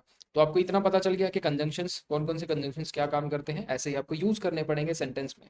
प्रीपोजिशन किस लिए यूज करते हो, उसके बाद कोई ऑब्जेक्ट लिखने के लिए। अगर आपके सेंटेंस के अंदर सपोज एक किसी पार्ट के अंदर आपकी एंडिंग प्रीपोजिशन से हो रही है, तो उसके बाद आपको ये पता लगाना चाहिए कि प्रीपोजिशन के बाद कोई ना कोई ऑब्जेक्ट लिखोगे, तो ऐसा ही सेंटेंस आप ढूंढोगे उस प्रीपोजिशन के बाद उसका ऑब्जेक्ट बन सके। समझ गए? Despite, for, through, through out, because of, in case of, ये आपकी क्या होती है, प्रीपोजिशन होती है। एडवर्ब, अब एडवर्ब जो होती है आपके वर्ब के साथ लिखी जाती है, प्लस ये आपके एडजेक्टिव को भी डिफाइन करती है। एडजेक्टिव और वर्ब दोनों के साथ यूज होती है। तो एडवर्ब जैसे कॉन्फिडेंटली, दस, एवरीवेयर, हाउएवर, अदरवाइज। प्रोनाउन देख लीजिए, ये जो प्रोनाउन है नाउन को रिप्लेस करते हैं। तो इसका मतलब है जब भी आप प्रोनाउन यूज करोगे उससे पहले जो पार्ट आएगा उसके अंदर वो नाउन मेंशन होना चाहिए। तो सीक्वेंस आपको पता चल गया। जिस भी सीक्वेंस में सपोज आर में क्या है, प्रोनाउन है, तो आर से पहले जो भी होगा, क्यू, क्यू के अंदर क्या होना चाहिए, वो नाउन मेंशन होना चाहिए, राइट। डिटर्मिनर देखो, डिटर्मिनर किस लिए यूज होते हैं, ये किसी भी नाउन को डिटरमाइन करने के लिए यूज होते हैं। The, such, those, her, it's, other, another. Suppose कीजिए आपका जो पर्टिकुलर पार्ट है स्टेटमेंट का वो किसी डिटर्मिनर से एंड हो रहा है, और उस डिटर्मिनर के बाद आपको क्या लिखना पड़ेगा, वो नाउन लिखना पड़ेगा, वो जो उस नाउन को डिटरमाइन कर रहा होगा। तो आपको ये हिंट हैं छोटे छोटे, इससे बहुत ही ज्यादा हेल्प मिलेगी। अब मैं यहाँ पे ये हिंट्स को आपको यूज करके दिखाऊंगा, इन कॉन्सेप्ट्स को यूज करके दिखाऊंगा। दूसरा एक चीज और ध्यान दीजिए जो कि बहुत इंपॉर्टेंट है। 70% ऑफ द केसेस के अंदर अगर आपने दो पार्ट्स को, दो पार्ट्स का पैटर्न आपने पकड़ लिया, सपोज आपने आइडेंटिफाई कर लिया कि पी के बाद क्यू आएगा, ये आपने आइडेंटिफाई कर लिया, राइट, या फिर आर के बाद एस आएगा, अगर आपने ये आइडेंटिफाई कर लिया, तो 70% ऑफ द केसेस क्या होते हैं, ये पूरे चार ऑप्शंस में एक ही जगह मिलता है, आर के बाद एस या फिर पी के बाद क्यू। मतलब इन जनरल बता रहा हूँ, क्यू के बाद पी भी हो सकता है, लेकिन 70% ऑफ द केसेस के अंदर अगर आपने ये पैटर्न निकाल लिया कि एक पैटर्न हो गया उसके अंदर ये पी के बाद क्यू तो आना ही है, तो 70% ऑफ द चांसेस हैं कि आपका आंसर उसी से आ जाए, राइट। ओके, अब हम अपने क्वेश्चंस की तरफ बढ़ते हैं।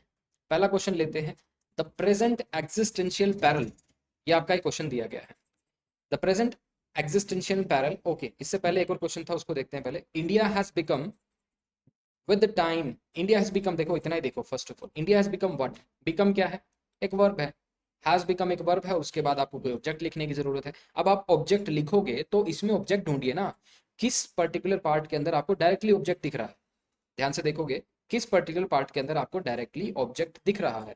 तो पी के बाद क्या आना जरूरी है, एस आना जरूरी है। India has become the world's largest extractor of ground water, तो इंडिया जो है, India has become the world's largest extractor of ground water, तो पी के बाद एस तो आना ही है। अब इस स्टेटमेंट में आप देखिए ऑप्शंस में पी के बाद एस किस में है, पहले में नहीं है, तो ये it can not be your answer. Second में देखिए पी के बाद आर है, ये भी नहीं हो सकता। थर्ड में देखिए पी के बाद एस है। फोर्थ में देखिए पी के बाद एस है, तो दो में पी के बाद एस जरूर है। अब हम टैली करेंगे, अब हम सी ऑप्शंस को सिलेक्ट करते हैं। सी ऑप्शन, सी ऑप्शन में देखोगे सेंटेंस की स्टार्टिंग किससे हो रही है, क्यू से। तो with time India has become, India has become the world's largest extractor of ground water accounting for 25% of the total available water. क्या ये ठीक है, ये बिल्कुल ठीक है, ये बिल्कुल ठीक है, आपको इसी की जरूरत है, तो आपका जो आंसर हो गया वो सी हो गया। लेकिन इन केस अगर आप डी सोचते कि विद टाइम अकाउंटिंग फॉर, अरे with time India has become ना, विद टाइम कुछ ना कुछ चेंज हुआ है, with the time something has change, क्या चेंज हुआ है, India has become the world's largest extractor of ground water, तो ये मीनिंगफुल है, ये आर मीनिंगफुल नहीं है इसके बाद, तो आपका आंसर हो गया सी। नेक्स्ट देखते हैं, present existential parallel all over the world the extremes of climate change. देखिए ये बहुत आसान है, ये बहुत आसान है, आप इसको चुटकियों में कर दोगे। सिंपल है इसके अंदर, जहां हम देखें the extremes of what, the extremes of climate change, तो मतलब आर के बाद तो एस आना ही है, आर के बाद एस आएगा। कहाँ पे है आर के बाद एस? फर्स्ट ऑप्शन में भी है, सेकंड ऑप्शन में भी है, थर्ड ऑप्शन में आर के बाद एस है नहीं है, और आपका फोर्थ ऑप्शन में भी आर के बाद एस नहीं है। तो आपको ए और बी में से चूज कर, तो सिंपल है। अगर आप ए को देखोगे, the extremes of climate change present existential parallels all over the world, तो ये मीनिंगफुल सेंटेंस है, ए आपका आंसर हो गया इसके अंदर, ठीक है। Next is the company forecast aviation market amongst, देखिए ध्यान से देखो, the company forecast what, the company forecast, forecast क्या है? एक वर्ब है, वर्ब के बाद क्या लिखना है? ऑब्जेक्ट लिखना है। ऑब्जेक्ट कहाँ पे दिख रहा है आपको? ऑब्जेक्ट दो हैं, द G20 कंट्रीज और एविएशन मार्केट। कंपनी ने भविष्यवाणी की, फोरकास्ट का मतलब वही होता है, और प्रिडिक्ट किया। क्या प्रिडिक्ट किया? G20 कंट्रीज को, या फिर एविएशन मार्केट्स को, या फिर एक नाउन क्लोज जिसका मतलब है India will be the fastest growing. Company ने फोरकास्ट क्या, एक नाउन क्लोज लिखी है जो कि फोरकास्ट वर्ब का पूरा ऑब्जेक्ट बन जाएगा। तो मेरे हिसाब से पी के बाद एस आना चाहिए। पी के बाद एस किस में है? ना तो फर्स्ट ऑप्शन में है, पी के बाद सेकंड में है, पी के बाद एस ना थर्ड ऑप्शन में है, पी के बाद एस जो है डी ऑप्शन में भी है। अब आपके पास ऑप्शंस, या तो आप बी ऑप्शंस को लीजिए। B option is PSQR, company forecast that India will be the fastest growing aviation market amongst the G20 countries, तो ये करेक्ट है। Your right answer would be PSQR। Next is near village और harder camp, Shandongs are traditional stone wall usually built trapping pits with inverted funnel shape, ठीक है, ध्यान से देखो, near villages और harder camp। अब आपको ये पता होगा नियर क्या होती है? प्रेपोजिशन होती है। नियर क्या होती है? प्रेपोजिशन होती है, ओके। उसके बाद ऑब्जेक्ट लिखा गया विलेजेस और harder camps, उसके बाद क्या लिखा गया है? ऑब्जेक्ट, ये ऑब्जेक्ट हो गया, विलेजेस और harder camp। अब आपको ये देखना है, ये जो विलेजेस और harder camp है, जो नियर वर्ब का क्या है? नियर प्रपोजिशन का ऑब्जेक्ट है, तो प्रपोजिशन से पहले कुछ ना कुछ होना चाहिए, समझिए। तो प्रपोजिशन से आपकी स्टार्टिंग सेंटेंस में हो सकती है, लेकिन जनरली आपको ये पता होना चाहिए इस प्रपोजिशन से पहले कोई ऐसी वर्ब होगी जो कि इंट्रांजिटिव हो। आपको क्या आइडेंटिफाई करना है? वर्ब जो कि इंट्रांजिटिव है। इंट्रांजिटिव का मतलब जिसके बाद ऑब्जेक्ट लिखने की जरूरत नहीं है, उस वर्ब के फौरन बाद ऑब्जेक्ट लिखने की जरूरत नहीं है। ऐसी कोई वर्ब जो कि ट्रांजिटिव और इंट्रांजिटिव दोनों होती है वो भी काम कर सकती है। ऐसी कोई वर्ब जो कि इंट्रांजिटिव होती है जिसके बाद हमें ऑब्जेक्ट लिखने की जरूरत नहीं है, इसीलिए तो ये नियर वर्ब के साथ लिखा गया है, विलेजेस और हर्डर। नियर क्या है? प्रपोजिशन, विलेजेस और हर्डर क्या होगी? एक तरह से you can tell the object of that. तो इसमें जहां तक मेरी अंडरस्टैंडिंग है, stone walls usually built near villages और हर्डर के, आर के बाद पी आना चाहिए। आर के बाद पी किस में है? फर्स्ट में नहीं है। आर के बाद पी और किस में? सेकंड में, सी में नहीं है। आर के बाद पी इसमें भी नहीं है। आर के बाद पी जो है वो डी में है सिर्फ, ठीक है। तो आपका जो आंसर होगा डी होगा, D would be the right answer. So your answer would be shaikdongs are traditional trapping pits with inverted funnel shaped and stone walls usually built near villages or hurdles. Now, next question is several antiquities from other dash, अगर यहाँ पे आप देखोगे nation over the years India has brought back. अब देखो India has what, has जो है एक हेल्पिंग वर्ब होगी, हेल्पिंग वर्ब के बाद मेन वर्ब लिखनी पड़ती है। कहाँ पे दिख रही है आपको मेन वर्ब? नेशन है क्या मेन वर्ब? नहीं है। सेवरल एंटिक्विटीज मेन वर्ब है क्या? नहीं है। तो आर के बाद एस आएगा, आर के बाद एस, ये पैटर्न आपका पक्का हो गया। किस किस में आर के बाद एस है? फर्स्ट में नहीं है, ठीक है, फर्स्ट में है, सेकंड में भी है, थर्ड में नहीं है, फोर्थ में नहीं है। तो आपको इतना तो पता चल गया इसका आंसर, दो में से आपको एलिमिनेट करना है बाकी। तो हम फर्स्ट ऑप्शन ले, India has brought back several antiquities from other nation. देखो ब्रॉट बैक जो वर्ब होगी उसके बाद आपको क्या देना पड़ेगा? कोई ऑब्जेक्ट। तो ब्रॉट बैक वर्ब का ऑब्जेक्ट नेशंस नहीं बन सकता। India can not brought nation into our country, India can brought several antiquities, कुछ ऐसे पुराने तत्व बोल सकते हो, पुरानी सामान जो होते हैं एंटिक्विटी, वो हम लेके आए हैं दूसरे देशों से। तो आपका जो आंसर होगा इसमें ए होगा। Next is the Aravalli hill ranges of Yamuna River and are spread out over the natural landscape, the biodiversity parks. देखिए द अरावली हिल रेंजेस, ये हो गया सब्जेक्ट, बिल्कुल आप इसको 1% अभी क्या कर लीजिए, सब्जेक्ट कंसीडर कर लीजिए। तो रेंजेस, इसके बाद आपको क्या लिखना पड़ेगा, कोई ना कोई verb, this is subject suppose, इसके बाद कोई वर्ब लिखोगे, वर्ब कौन सी होगी, are spreaded out over the natural landscape, ये आपकी वर्ब होगी। तो आपको लगता है कि Aravalli hill ranges are spreaded out over the natural resources, natural landscape, हो सकता है अरावली हिल रेंजेस जो है स्प्रेड आउट हो रखी है नेचुरल लैंडस्केप्स पे। और एक केस ये है कि biodiversity parks are spread out over the natural landscape of the Yamuna river and the Aravalli hill range, तो ये ज्यादा मीनिंगफुल है। अगर हम ये जो है are spread out over the natural resources, ये जो वर्ब के साथ ये प्रेडिकेट लिखा गया है, हम इसको किसका प्रेडिकेट बना सकते हैं, हम इसको या तो बायोडाइवर्सिटी पार्क का प्रेडिकेट बना सकते हैं या फिर अरावली हिल्स का। अगर अरावली हिल्स का बनाएंगे तो मीनिंगफुल नहीं बनेगा, ये इतना ही मीनिंगफुल बनेगा, उसके बाद चीजें गड़बड़ हो जाएगी। तो the biodiversity parks are spreaded, तो एस के बाद आर आएगा, बिल्कुल आएगा। कौन कौन से ऐसे ऑप्शन जिसमें एस के बाद आर आ रहा है, फर्स्ट में नहीं है, सेकंड में नहीं है, लास्ट में नहीं है, सी में है। सो 26 का C is a right answer. Next is the family found out what, the family found out what, family को क्या मिला, उसके बाद कोई ना कोई ऑब्जेक्ट होना चाहिए। द फैमिली फाउंड आउट, कोई ना कोई ऑब्जेक्ट मिलना चाहिए। The family found out that some of their mother's friend, अब देखिए, अब देयर मैंने आपको बोला था क्या है, प्रोनाउन है पॉजेसिव केस का, देयर, इससे पहले पी आना चाहिए, मतलब क्यू से पहले पी जरूर आएगा, या तो उसके बीच में कुछ और भी हो सकता है, लेकिन हमेशा क्यू से पहले पी तो होगा ही। किस केस में क्यू के बाद पी है, बी में है, किस केस में क्यू के बाद पी है, डी में है, राइट। तो इसका मतलब है ये तो हो नहीं सकता। बाकी जो बचे क्यू से पहले पी किस में है, ए और सी में है। अब आपको ये देखना होगा कौन सा इसमें ठीक हो सकता है। अगर हम इससे शुरुआत करें, Poland in a car, Poland in a car the family out, ये तो कोई मीनिंगफुल बना नहीं, तो बचा हुआ हमारा जो सेंटेंस है, the family found out that some of their mother's friends were going to Poland in a car. This is more reasonable. 28 question देखते हैं। अर्थ में seem immense from the perspective of humans and almost limitless living on its surface, समझिए, the earth में seem immense, क्या इसके बाद हम क्या लिख सकते हैं, क्या फ्रॉम द परस्पेक्टिव लिख सकते हैं, फ्रॉम एक प्रपोजिशन है और ये उसका ऑब्जेक्ट बन गया, लेकिन द अर्थ में seem immense, यहाँ पे इसको क्या चाहिएगा, कोई ना कोई ऐसी चीज चाहिए जो कि इसके साथ कनेक्ट हो जाए। मे सीम इमेंस, इमेंस क्या है यहाँ पे, एडजेक्टिव है।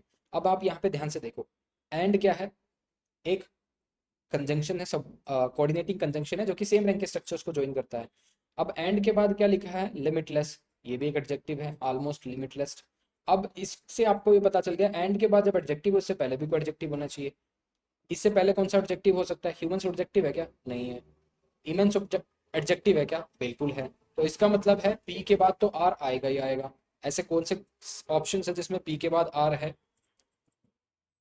ए में नहीं है, बी में है, सी में है, डी में नहीं है, तो आपके पास दो ऑप्शन बच गए। अब आप ध्यान से इसको देखो, पहला ऑप्शन अगर हम इसमें कंसीडर करें, अगर इसमें पहला ऑप्शन करें, living on it surface, from limit on it surface, earth में seem immense and almost limitless, sorry, living on its surface, earth may seem immense and almost limitless from the perspective of humans, ये कोई meaningful नहीं बना। Right answer क्या होगा, ये होगा, from the perspective of humans living on its surface, earth may seem immense and almost limitless, तो आपका जो राइट आंसर होगा वो सी होगा। Next is, in terms of trading volumes have grown substantially, market capitalization and turnover, the financial market, the Indian financial market। अब ध्यान से देखो, इसमें एक ही चीज आपको आइडेंटिफाई करनी है, पूरा क्वेश्चन सोल्व हो जाएगा। इन टर्म्स ऑफ ट्रेडिंग वॉल्यूम, इसके बाद क्या लिखोगे क्लियर नहीं है, लेकिन इसके बाद तो आप क्लियर होगा, the Indian financial markets, the Indian financial market, इसके बाद आपको क्लियर होगा क्या लिखना चाहिए, हैव ग्रोन सब्सटैंशियली, तो इसका मतलब क्या है, इसके बाद क्यों लिखा है, इंडियन फाइनेंशियल मार्केट आपको पहले लिखना चाहिए। हालांकि हैव ग्रोन सब्सटेंशियली जो है ये इसको भी जस्टिफाई करता है कि आर के बाद क्यों आना चाहिए। Market capitalisation and turnover have grown substantially, लेकिन इसमें अभी हम एस के बाद क्यू लिख के देखें तो कौन कौन से जो क्वेश्चन है वो ठीक हो रहे हैं, ऑप्शन है। एस के बाद क्यू किस में आ रहा है, फर्स्ट में नहीं आ रहा। एस के बाद क्यू किस में नहीं आ रहा, बी में नहीं आ रहा। एस के बाद क्यू जो है सी में नहीं आ रहा, एक ही ऑप्शन बचा है डी। अगर इसको हम दोबारा से पूरा सेंटेंस फॉर्म करें, the Indian financial market have grown substantially in terms of trading volumes, market capitalisation and turnover, तो आपका जो आंसर होगा D is the correct answer. Next is emerge at last into a, देखिए A है, indefinite article है, इसके बाद क्या होना चाहिए, कोई ना कोई इसको ऑब्जेक्ट मिलना ही चाहिए, मतलब कोई ना कोई इसको नाउन मिलना ही चाहिए। ए आर्टिकल है, आर्टिकल के बाद आप कोई नाउन लिखोगे ही लिखोगे। क्या दोज आर्टिकल हो सकता है, नहीं हो सकता। क्या that valley of darkness noun हो सकता है, नहीं हो सकता। बचा क्या, कंट्री। तो इससे हमें पता लगा पी के बाद आर आएगा ही आएगा, पी के बाद आर आएगा ही आएगा। कौन से ऐसे स्टेटमेंट है जहाँ पी के बाद आर दिख रहा है आपको, फर्स्ट में है, सेकंड में भी है, थर्ड में है, नहीं है, फोर्थ में है, नहीं है। तो इसका मतलब अब ध्यान से देखो, फर्स्ट और सेकंड के बीच में हमें अब आइडेंटिफाई करना है। अगर मैं इसका ऑप्शन फर्स्ट मानूं, फर्स्ट किससे शुरुआत हो रहा है, emerge eight last into country of unearthly beauty those who pass through that valley of darkness, कोई सिग्निफाइड नहीं, कोई सिग्निफिकेंस है ही नहीं इसका। आप अगर शुरुआत करोगे those who pass through that valley of darkness, ये मीनिंगफुल है। तो आपका जो आंसर होगा would be B. Now the next is idiom and phrases. इसमें बहुत ज्यादा दिमाग लगाने की जरूरत नहीं होती, कि आपका रिमेम्बरेंस बेस्ड होता है। अगर कुछ चीजें आपको याद है तो आप इसको कर सकते हो, अदरवाइज थोड़ा सा आप चीजों को रिलेट करके फिर भी आप इनको कर सकते हो। तो बहुत मुश्किल भी नहीं है, थोड़ा रिमेम्बरेंस बेस्ड भी है। पहला क्वेश्चन देखते हैं, have an axe to grind. इसका मतलब क्या है, have an axe to grind. ये ईडियम एंड फ्रेजेस हैं, इसके मतलब कुछ और होते हैं, सेंटेंस में कुछ और होता है। अगर मैं इसकी बात बताऊं तो सिंपली इसका मतलब होता है कि आपका कोई सेल्फिश एम और मोटिव है। Have an axe to grind it means you do have a selfish aim and motive. Next is bite the bullet. अब बाइट द बुलेट का मतलब आप देखोगे कि कोई भी ऐसी अनप्लेजेंट एंड डिफिकल्ट थिंग को आपने एक्सेप्ट कर लिया है, तो इसका आंसर होगा सी। लाफिंग स्टॉक का मतलब है कि आप एक हंसी का पात्र बन गए हो, someone who does something very stupid and is made fun of, उसको हम लाफिंग स्टॉक बोलते हैं। Next is pay over the odds. इसका मतलब होता है to pay more for something than it is worth of it. अगर आप किसी चीज के लिए ज्यादा पैसा खर्च कर रहे हो, उसका वर्थ भी नहीं है, तो फिर उसको बोल देते हैं pay over the odds. Next is play to the gallery. अब ध्यान से इसको देखो, टू से things that will make people admire you. अगर आप ऐसी कोई चीज कहते हो जिससे लोग आपके दीवाने हो जाए, एडमायर करने लगे, उसको हम बोलते हैं play to the gallery, you are playing to the gallery. Most of the political this politics और political person do. Now be in the soup, इसका मतलब होता है कि आप मुसीबत में हो, to be in trouble. Next is a turn of the screw. That means an action which makes a bad situation worst, कि ऐसा कुछ आपने पेज घुमाया, चाबी का ताला घुमाया, राइट। तो उस केस में क्या होता है, सिचुएशन जो है बैड से वर्स हो जाती है। So that means A turn of the screw. Next is a white elephant. White elephant मतलब कोई ऐसी चीज जिसमें आपने बहुत इन्वेस्ट कर दिया हो और उसका कोई यूज नहीं है, right. Something that has cost a lot of money but has no useful purpose. A hot potato का मतलब होता है something that is difficult to deal with. Apple and oranges मतलब कोई ऐसी दो चीजें जो डिफरेंट हो और उनका कंपैरिजन नहीं हो सकता, उसको हम बोलते हैं एप्पल एंड ऑरेंजेस। मतलब you can not compare apple and oranges. बहुत सारे ऐसे आपने मुहावरे सुने होंगे, right. Now the next part is spotting errors. पहला सेंटेंस है, guest is unwelcome when he stays too लो। लेफ्ट टू राइट जब इसको एनालाइज करोगे तो सबसे पहले देखो, आपका सब्जेक्ट है गेस्ट, उसके बाद एक लिंकिंग वर्ब लिखी गई है इज, उसके बाद अनवेलकम एक एडजेक्टिव हो गया, फिर आपका एक व्हेन कंजंक्शन हो गया, रिलेटिव कंजंक्शन जिसको हम बोलते हैं, उसके बाद एक क्लोज लिखी गई है he stays too long. Directly answers पे आता हूं कि गेस्ट है एक काउंटेबल नाउन है, guest is a countable noun, ठीक है। और कोई भी काउंटेबल नाउन कोई भी countable noun without any article नहीं लिखा जाएगा। तो आपका आंसर होगा ए गेस्ट। सो आपका आंसर है a guest is unwelcome when he stays too long. Now next is my friend and benefactor has come. अब आप इसको लेफ्ट टू राइट एनालाइज कीजिए। माई फ्रेंड एंड बेनिफैक्टर, ये एक ये एक आपका कंपाउंड नाउन हो गया। आप बोल सकते हो it's some form of compound noun जिसमें आपका फ्रेंड और benefactor has come together, has come. तो ये एक ही सब्जेक्ट हो गया और एक ही सब्जेक्ट के लिए एक ही वर्ब चाहिए, हैज। ठीक है, उसके हिसाब से यहाँ पे हैज ही आएगा। तो इसमें कुछ ज्यादा सोचने की जरूरत नहीं है। तो आंसर होगा आपका नो एरर, क्योंकि माई फ्रेंड एंड बेनिफैक्टर एक ही सब्जेक्ट है। नेक्स्ट इज ईदर ही और आई एम मिस्टेकन।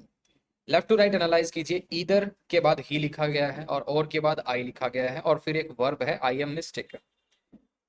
अब ध्यान से देखिए, जो ईदर और है, ये दोनों मिलके एक कंपाउंड नाउन बनाते हैं।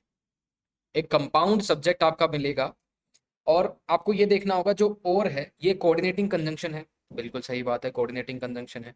अब कोऑर्डिनेटिंग कंजंक्शन है, लेकिन आपको ये भी याद रखना है कोऑर्डिनेटिंग कंजंक्शन के अंदर आपको ये देखना पड़ता है जो नियर मोस्ट सब्जेक्ट है उसके हिसाब से वर्ब आती है। और नियर मोस्ट सब्जेक्ट कौन हो गया वर्ब के? आई। तो आई के हिसाब से जो वर्ब है वो है एम। आपको इतना पता चल गया। तो इस हिसाब से इस गिवन सेंटेंस के अंदर वैसे कोई एरर नहीं है। ईदर ही और आई एम मिस्टेकन, जो ये वर्ब है एम, ये आई के हिसाब से आई है और ये पूरा एक कंपाउंड नाउन बोल सकते हो और एक कोऑर्डिनेटिंग कंजंक्शन है। और कोऑर्डिनेटिंग कंजंक्शन के बाद जो भी सब्जेक्ट लिखा हुआ है उसके हिसाब से वर्ब आती है। So I is closer to the verb am. He जो है वो दूर है, तो आई के हिसाब से वर्ब आएगी। तो इसमें कोई भी चेंज की जरूरत नहीं है। So no error. Next is each of these sentences substances are found in India. Each of these substances are found in India. आप लेफ्ट टू राइट एनालाइज कीजिए। each of these substances are found in India. अब each के हिसाब से अगर आप देखोगे यहां पे is आना चाहिए, जो कि आपने r लिखा है। अगर इसको आप ध्यान से एनालाइज करोगे तो each के हिसाब से r आना चाहिए, लेकिन आपने यहाँ पे r का यूज किया है जो कि गलत है। each of these substances, क्योंकि each जो है इंडिविजुअल को रेफर करता है। each refers to individual। each किसको रेफर करता है? इंडिविजुअल को। जब भी वो इंडिविजुअल को रेफर करेगा तो वहां पे आपको वर्ब जो है सिंगुलर यूज करनी पड़ेगी। तो आर यहाँ पे गलत यूज किया आपने, यहाँ पे आपको इज यूज करना चाहिए था। सो करेक्ट आंसर क्या होगा? Each of this substances is found in India. तो सी आपका करेक्ट आंसर होगा। Next is who do you wish to see. अब ध्यान से देखो, who do you wish to see, अगर आप इसको देखोगे हु क्या हो गया यहाँ पे? फर्स्ट ऑफ ऑल हु जो है सब्जेक्ट हो गया, कोई इशू नहीं है। लेकिन आपको यहाँ पर रिक्वायरमेंट किसकी है? जो विश वर्ब है उसके लिए कोई ऑब्जेक्ट चाहिए ना आपको। Who do you wish to see. लेकिन विश वर्ब के लिए जब आपको कोई ऑब्जेक्ट चाहिए तो आपको इसका ऑब्जेक्टिव केस लिखना चाहिए ना। तो हु क्यों लिख रहे हैं आप? यहाँ पे हुम लिखिए। और मैंने पहले भी डिस्कस किया है हु और हुम में डिफरेंस। हु सब्जेक्ट बन के काम करता है, हुम जो है ऑब्जेक्टिव केस होता है। तो यहाँ पे जो आपकी नीड है वो ऑब्जेक्टिव केस से फुलफिल होगी। हुम डू यू विश टू सी, क्योंकि विश का जो भी ऑब्जेक्ट होगा वो हुम होगा। तो यहाँ पे आपको हुम लिखने की जरूरत है। आंसर होगा आपका 45 फर्स्ट। इसमें करेक्शन की जरूरत है। Next is it was one of the best speeches that has ever been made in the parliament. अब इसको ध्यान से देखो, it was one of the best speeches, यहाँ तक बिल्कुल ठीक है। इट के साथ हमने वॉज यूज किया, लिंकिंग वर्ब है। उसके बाद one of the best speeches, ये अलग से एक फ्रैक्शन होती है। One of the best speeches, तो इसमें भी कोई दिक्कत नहीं है। ऑफ के बाद यहाँ पे प्लूरल और ऑफ से पहले एक सिंगुलर है। ठीक है, सिंटैक्स जो है अभी तक करेक्ट है। दैट क्या हो गया? एक कंजंक्शन हो गया। उसके बाद आप देखोगे हैज वर्ब यूज की गई है, यहाँ पे थोड़ा दिक्कत है। जो हैज वर्ब है, जो वर्ब यूज की गई है, इसके लिए सब्जेक्ट कौन सा है वो पता लगाना चाहिए। सब्जेक्ट कौन सा है? दैट। ये तो आपको समझ में आ गया। दैट जो है रिलेटिव कंजंक्शन होता है, सब्जेक्ट की तरह भी बिहेव कर सकता है, कोई प्रॉब्लम नहीं है। लेकिन ये जो दैट है असल में रेफर किसको कर रहा है? स्पीचेस को। तो स्पीचेस क्या होगी? Relative pronoun. सॉरी, स्पीचेस क्या हो गया यहाँ पे? एंटीसीडेंट। स्पीचेस क्या है यहाँ पे? एंटीसीडेंट। स्पीचेस यहाँ पे एंटीसीडेंट है और ये प्लूरल नंबर का है, तो इस हिसाब से यहाँ पे प्लूरल नंबर की वर्ब आनी चाहिए। तो हैज को हटा के यहाँ पे आपको हैव लिखना पड़ेगा, आपका सेंटेंस जो है करेक्ट हो जाएगा। It was one of the best speeches that have been made in the parliament. Next is I played with same bat that you used. Left to right analyse करें इसको तो हमें डायरेक्टली आंसर दिख रहा है। I played with same bat that you used. अब ये जो बैट है ये स्पेसिफिक है। कैसे है specific?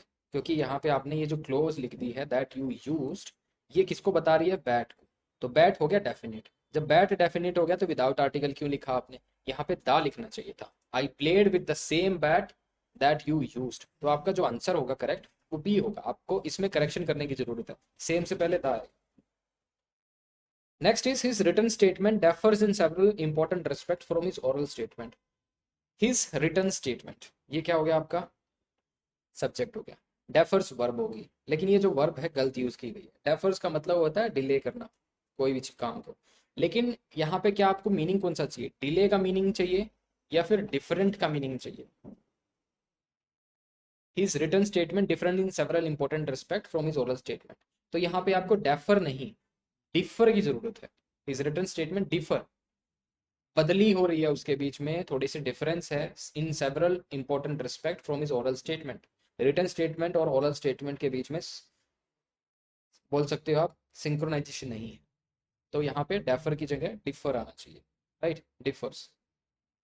Next is I have ordered for 3 cups of coffee. Left to right analyse करेंगे तो आई सब्जेक्ट हो गया, हैव ऑर्डर क्या होगी? प्रेजेंट परफेक्ट टेंस हो गया। उसके बाद आपने प्रपोजिशन यूज की है फॉर, और उसके बाद एक ऑब्जेक्ट लिखा है 3 कप्स ऑफ कॉफी। क्या आपको लगता है ऑर्डर जो है ये इंट्रांजिटिव वर्ब है? नहीं, order is a transitive verb. ये डायरेक्ट क्या है? ऑब्जेक्ट लेती है, इसके बाद डायरेक्ट ऑब्जेक्ट आना चाहिए। तो ऑर्डर के बाद आपने फॉर प्रपोजिशन का यूज किया जो कि गलत है। फॉर को ड्रॉप कर दो, आपका आंसर जो है ठीक हो जाएगा। Answer would be I have ordered 3 cups of coffee. Next is one must not boast of one's on success. अब इसको आप ध्यान से देखिए, this is important. One must not boast, अपने आप की खुद अपने कामयाबी की बहुत ज्यादा तारीफ नहीं करनी चाहिए, तो इसका मतलब यही है। तो वन जो है ये यूनिवर्सल प्रोनाउन बोल दीजिए आप इसको, और उसके साथ से ही आपने देखा होगा ये वंस जो है पॉजिटिव केस उसी का यूज किया गया, तो इसमें कोई प्रॉब्लम नहीं है।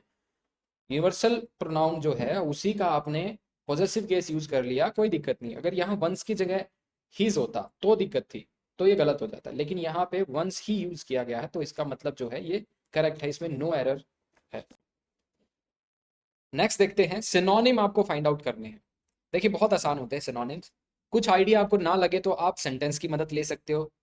जो भी उस अंडरलाइन वर्ड से पहले जो चीजें लिखी गई है उस कॉन्टेक्स्ट को आप देखते हुए वहां से मीनिंग का थोड़ा पता लगा सकते हो। हालांकि जो मेन मीनिंग है अंडरलाइन वर्ड से ही आएगा, लेकिन जो बाकी का बचा हुआ जो सेंटेंस है वो आपकी हेल्प कर सकता है। पहला सेंटेंस है there are plenty of graduate anxious for work. Anxious क्या होगा यहाँ पे?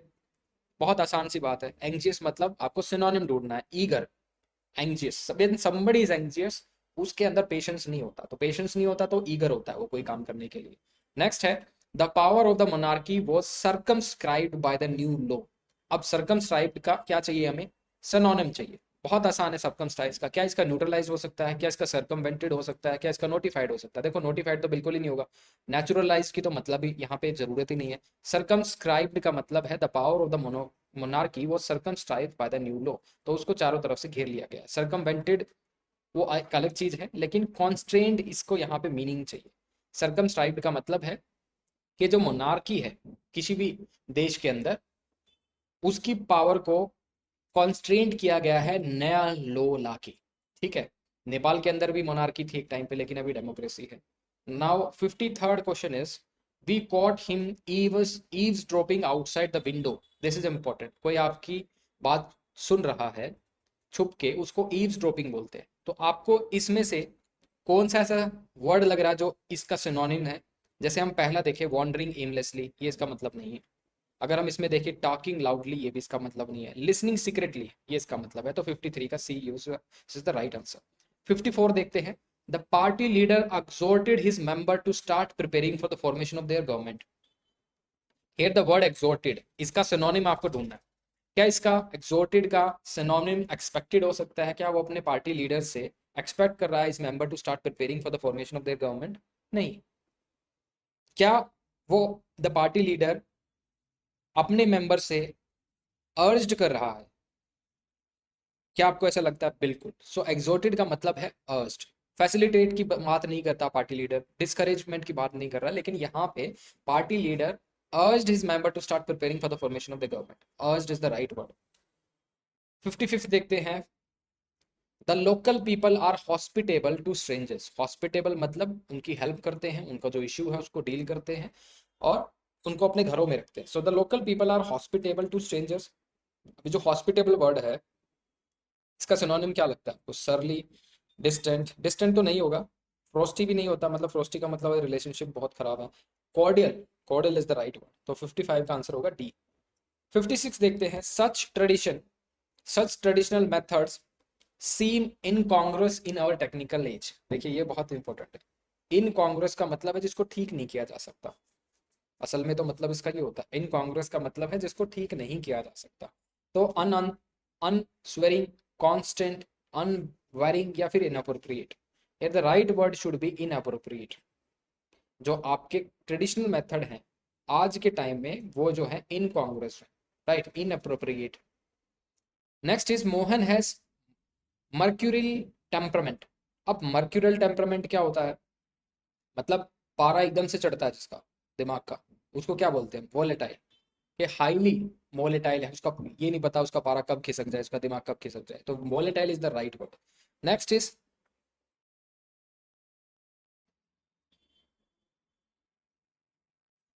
It is obligatory for all employees to wear protective clothing. Obligatory, इसका सिनोनिम आपको ढूंढना है। ऑब्लिगेटरी बहुत आसान है, वॉलंटरी हो सकता है क्या? वॉलंटरी और ऑब्लिगेटरी तो दोनों एक दूसरे के एंटोनिम हुए। इलेक्टिव भी आप देखोगे ये चुनाव के बारे में होता है, ऑब्लिगेटरी यहाँ पे कुछ नहीं। ऑप्शनल हो गया तो ऑब्लिगेटरी कैसे ही होगा। डी देखते हैं, एसेंशियल। ऑब्लिगेटरी का मतलब यहाँ पे बेस्ट सुटेबल एग्जाम्पल होगा एसेंशियल। और देखते हैं 59 का, she has a genetic predisposition to liver disease. अब ये प्री डिस्पोजिशन का मतलब क्या होता है? रेजिस्टेंस है क्या? Genetically she can register liver disease, ये तो बात हुई नहीं। इम्यूनिटी है क्या? प्री डिस्पोजिशन का मतलब होता है आप किसी भी चीज को लेके वनरेबल, आपकी कोई हिस्ट्री है, आप वनरेबल हो, तो vulnerability is the right word here. 60 देखते हैं, she wore a sardonic smile on her face. अब ये सार्डोनिक स्माइल क्या होती है? सार्डोनिक स्माइल का मतलब होता है मॉकिंग स्माइल, ठीक है। सो आंसर होगा आपका मॉकिंग। अब कुछ एंटोनिम देख लेते हैं। पहला सेंटेंस है, brevity is the soul of wit. आपको ब्रेविटी वर्ड का एंटोनिम ढूंढना है। ब्रेविटी वर्ड का जो एंटोनिम है, क्या वो कंसीशन हो सकता है? Economy, terseness and verbosity. देखिए ब्रेविटी का मतलब होता है वैसे तो कंसाइज, कि कोई भी चीज है आपने कम वर्ड में उसको बताया, ब्रेविटी इज दैट। कंसाइज और एग्जैक्ट यूज ऑफ वर्ड्स, उसको हम ब्रेविटी बोलते हैं। लेकिन वर्बोज यहाँ पे देखोगे, person who speaks a lot, ऐसी इंफॉर्मेशन जो कि जरूरत भी नहीं है उसको हम वर्बोज बोलते हैं। तो इसका एंटोनिम जो होगा वर्बोसिटी हो सकता है। 72 देखते हैं, एक और इंपॉर्टेंट है 72, blend the grains to make a smooth paste. Blend, here the word is blend. तो ब्लेंड जो है आप मिक्सी में पीस लेते हो किसी भी चीज को, उसको ब्लेंड बोलते हैं। लेकिन इसका एंटोनिम क्या होगा ये आपको पता लगा है। मिंगल, वो भी ब्लेंडिंग होता है। कॉलेसेंस, इसका कुछ ज्यादा आपको खास पता नहीं होगा। अमलगमेट, ये भी ब्लेंडिंग होता है। तो सेपरेट जो है आपको डायरेक्टली दिख रहा है यहाँ से कि इसका एंटोनिम हो सकता है। सो ब्लेंड का एंटोनिम हो गया सेपरेट। नेक्स्ट देखते हैं, the project wasted a considerable amount of time and money. अब कंसिडरेबल क्या होता है कि आप किसी भी चीज को इस हिसाब से देख रहे होते हैं, मतलब उसका अमाउंट काफी सिग्निफिकेंट है। कंसिडरेबल मतलब सिग्निफिकेंट समथिंग। तो कंसिडरेबल का एंटोनिम आपको देखना है, क्या वो सब्सटैंशियल होगा? वो इसका सिनोनिम होगा, कंसिडरेबल का सिनोनिम होगा, ठीक है। क्या वो प्लेंटीफुल होगा? इसका एंटोनिम नहीं, कंसिडरेबल का सिनोनिम ही हो सकता है। कंसिडरेबल का सिनोनिम अबंडेंट भी हो सकता है। तो बचा क्या? ट्रिफलिंग। तो answer would be trifling. Next देखते हैं, she has always been disdainful of people who haven't been to college. अब डिसडेनफुल क्या होता है? डिसडेनफुल इंग्लिश वर्ड में मतलब होता है इसका एरोगेंट। सो disdainful means something very arrogant, कोई ऐसा एरोगेंट हो, राइट, तो उसको हम बोल सकते हैं डिसडेनफुल। तो कोई एरोगेंट पर्सन, उसका आपको एंटोनिम ढूंढना है। तो क्या इसका एंटोनिम हो सकता है आपके हिसाब से? क्या वो कंटेम्प्टुअस हो सकता है? क्या वो लगता है आपको कंटेम्प्टुअस होगा? नहीं। क्या वो डिसमिसिव होगा? स्कॉर्नफुल होगा? क्या वो स्कॉर्नफुल होगा? ये तो इसका सिनोनिम हो गया। कंटेम्प्टुअस, डिसमिसिव भी इसका क्या हो गया? सिनोनिम हो गया। लेकिन आपको यहाँ पे इसका एंटोनिम की जरूरत है, तो रिस्पेक्टफुल इसका क्या होगा? एंटोनिम होगा। Next is, he had a frugal lunch. Frugal lunch, frugal मतलब कुछ ऐसा जो कि सिंपल हो, और प्लेन भी बोल सकते हैं, और कम पैसों में आता है, उसको हम फ्रुगल लंच बोलते हैं। लेकिन आपको यहाँ पे इसका एंटोनिम लिखना है, तो क्या होगा इसका एंटोनिम? डिलीशियस से मतलब नहीं है, मीगर का मतलब वैसे ही कमी होती है थोड़ा सा, स्पेयरिंग का मतलब होता है कुछ बचा हुआ। तो आपको इसमें आंसर क्या लिखना होगा, करेक्ट आंसर क्या है इसका, correct answer would be extravagant, extravagant, इसका मतलब खर्चीला।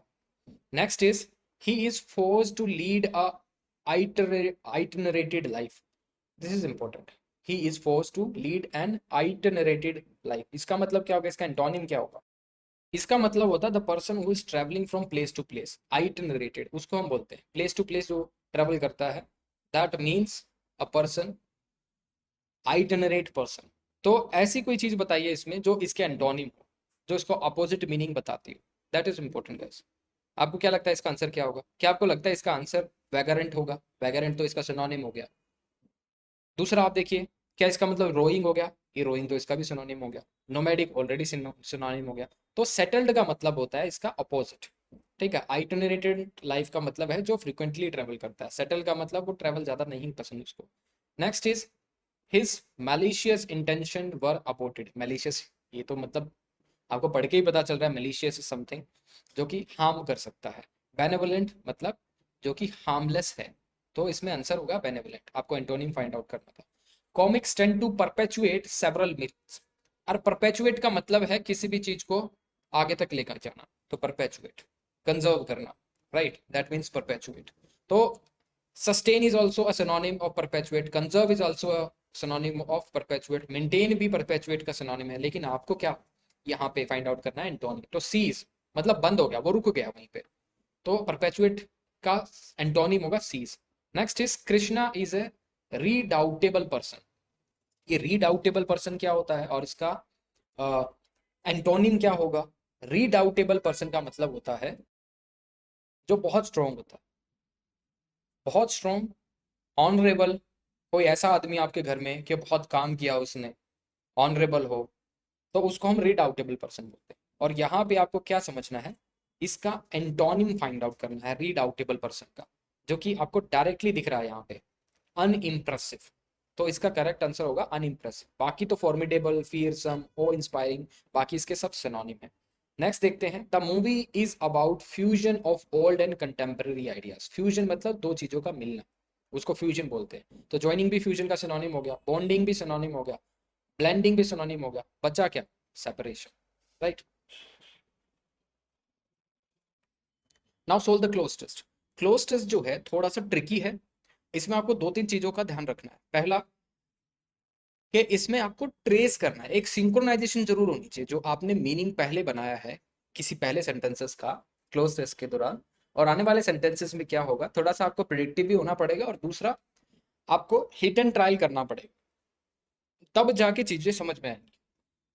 चलिए स्टार्ट करते हैं। इट इज नेसेसरी, आपके सामने चार ऑप्शन है, क्या हम इसमें लिख सकते हैं linking, it is necessary linking, linking से कोई वर्ड नहीं बनेगा इसमें। It is necessary describing, it is necessary describing की भी जरूरत नहीं है, क्योंकि यहाँ पे आप देखिए ध्यान से, ये जो वर्ड है to some extent these are gerunds, okay, verb की आईएनजी फॉर्म जो कि एक नाउन और सॉरी एक सब्जेक्ट और ऑब्जेक्ट की तरह बिहेव करे, उसको हम जेरेंट बोलते हैं। लेकिन इट इज नेसेसरी, इसके बाद आपको किसकी जरूरत है, क्योंकि इसके बाद आप कोई ऑब्जेक्ट नहीं लिख सकते, ठीक है, सब्जेक्ट और ऑब्जेक्ट की बिहेव करेगा ये जेरेंट। लेकिन यहाँ पे ना तो आपको सब्जेक्ट और ऑब्जेक्ट की जरूरत है, क्योंकि इस जो है लिंकिंग वर्ब है, इसके बाद आप या तो कोई एडजेक्टिव लिख सकते हो और या कोई प्रपोजिशन लिख सकते हो। तो प्रपोजिशन बची कौन सी, इन। तो it is necessary in regard to any war to consider not its proper justification in past agreements. उसके बाद आप देखोगे डैश, यहां पे आप एंड लिखोगे, अंटिल लिखोगे, बट लिखोगे, अनलेस, अनलेस होता है किसी कंडीशन के लिए, अंटिल होता है टाइम क्लोज के लिए, एंड होता है क्यूमुलेटिव कंजंक्शन, मतलब उससे पिछले वाली जो स्टेटमेंट थी और उससे अगले वाली जो स्टेटमेंट है, दोनों के बीच में कन्फर्मिटी होनी चाहिए। मतलब जो उसमें कहा गया है पहले वाली स्टेटमेंट के अंदर और जो बाद में स्टेटमेंट कही गई है, दोनों के बीच सेम इंटरेस्ट होना चाहिए, दोनों के आइडियाज म्यूचुअली एनफोर्स करने पड़ेंगे। तो एंड क्या होता है, क्यूमुलेटिव कंजंक्शन, क्या दोनों आइडियाज एक दूसरे को म्यूचुअली जस्टिफाई कर रहे हैं, सपोर्ट कर रहे हैं। दोबारा से देखो, it is necessary in regard to any war to consider not its proper justification in past agreement, its real justification in the balance of good. तो ये क्या है, कॉन्ट्राडिक्टरी होंगे। जब ये कॉन्ट्राडिक्टरी होंगे तो आप यहाँ पे बट का यूज करोगे, ना कि एंड का। अनटिल और अनलेस अनलेस तो एक कंडीशन होगी जिसका मतलब होता है इफ नॉट, या फिर एक्सेप्ट, एक्सेप्ट इफ, राइट, इसका मतलब ये हो गया। और इसकी जरूरत है नहीं, अनटिल टाइम क्लोज होगी, टाइम यहाँ पे है नहीं, तो बचा क्या, बट, तो बट हो जाएगा यहाँ पे। उसके बाद आप देखोगे its real justification in the balance of good which it is to bring to mankind at the beginning of a war each nation under the influence of what is called patriotism, directly यहीं पे आ रहा है। मतलब कहने का मतलब है under the influence of what, at the beginning of a war, देश के अंदर पेट्रोटिज्म पीक पे होता है, बिल्कुल होता है। Believes that its own victory is certain and of great importance to mankind. देखिए यहाँ पे आपको एक ब्लैंक दिया गया है, इस ब्लैंक में या तो आप नेशनली डालोगे, इंडिविजुअली डालोगे, ऑटोनोमसली डालोगे, या बोथ डालोगे। सो किसी भी देश की जो विक्ट्री है, यहाँ पे बोला गया है believes that its own victory is both certain and of great importance, right.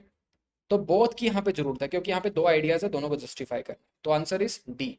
उसके बाद लिखा है the praise worthiness of this belief has become an accepted maximum of common sense even when war is actually in progress it के बाद क्या लिखोगे, even when the war is actually in progress it is held, या फिर was held, या फिर had been withheld, या फिर has been withheld। ध्यान से सुन, अगर मैं यहाँ पे लिखूं was held, even when the war is actually in progress it was held to be natural and right that a citizen of enemy country should regret the victory of his side as assured and highly।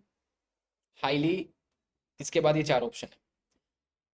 अब आप देखो ये जो आपको statement है जो लिखी गई है, to be natural and right that a citizen of enemy country, तो ये क्या है, फैक्ट है।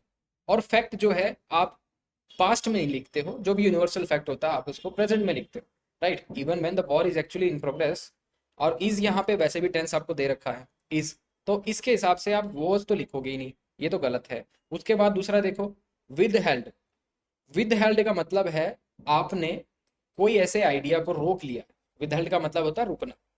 इसमें यही कहा गया this believe has become an accepted maximum of common sense even when the war is actually in progress it has been withheld to be natural right of a citizen, तो उसको रोक लिया जाता है, natural and right that is citizen of any country. क्या इसमें justified है, नहीं। वॉज वैसे नहीं आएगा क्योंकि यहाँ पे जो टेंस है प्रेजेंट के अंदर है, यहाँ पे पास्ट इंडेफिनिट टेंस है, और ये पास्ट परफेक्ट टेंस है, ये वैसे नहीं होगा। तो बचा क्या आपके पास, इज हेल्ड, तो आपका जो आंसर होगा यहाँ पे इज हेल्ड होगा। नेक्स्ट देखते हैं,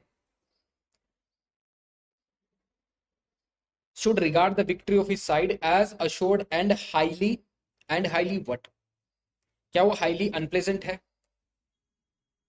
कोई भी नेचुरल और right that is citizen of enemy country should regard the victory of his side as assured and highly what, highly unpleasant होगा क्या वो जीत, अनलाइकली होगी, मैलिग्नेंट होगी, या फिर डिजायरेबल होगी। Answer is desirable.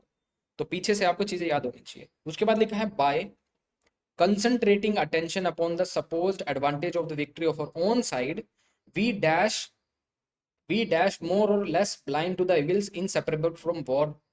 तो we dash क्या हो, we had become, अब यहाँ पे had become कैसे आ गया, यहाँ पे अगेन दोबारा से क्या आपने लिख दिया पास्ट इंडेफिनिट टेंस, जो कि जरूरत नहीं है।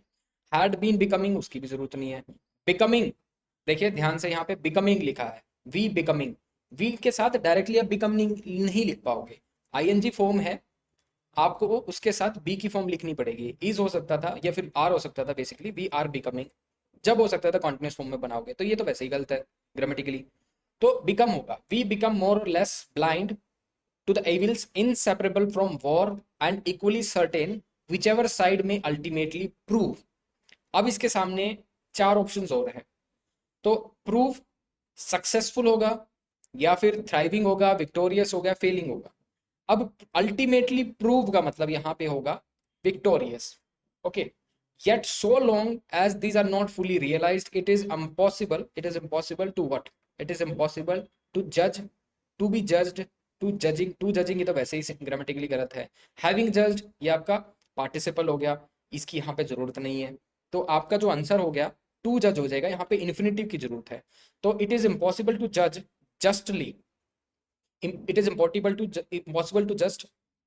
judge justly। फिर आपके सामने चार ऑप्शन है, इसमें से क्या लिखोगे आप, justly, therefore, however, sincere. Therefore adverb होता है, हाउएवर भी एडवर्ब होता है। दोस्तों ये देयरफॉर एडवर्ब जो है ये कोई रिजल्ट के लिए होता है, हाउएवर जो है ये कॉन्ट्राडिक्शन के लिए होता है, सिंस क्या होता है एक कंजंक्शन होता है और पॉइंट ऑफ टाइम के लिए होता है, और वेदर क्या होता है ये एक कंजंक्शन होता है, अनसर्टेनिटी के लिए होता है, फिर किसी कंडीशन के लिए होता है। अब यहाँ पे आप देखिए आपको किस चीज की जरूरत है, दोबारा देखिए, इट इज इम्पॉसिबल टू जज जस्टली अ वार इज और is not likely to be beneficial to the human race. तो दो ऑप्शन है यहाँ पे, वेदर और, तो यहाँ पे वेदर काम करेगा, मतलब अनसर्टेनिटी होती है जहां पे हम वेदर की यूज करते हैं। तो वेदर ए वॉर इज और is not likely to be beneficial to the human race although the theme is trite, it is necessary therefore briefly to remind ourself what the evils of war really. तो आपको समझ में आया होगा, ये बहुत interesting है, क्लोज टेस्ट ऐसे ही हैंडल किए जाते हैं। Now will discuss preposition and determiners.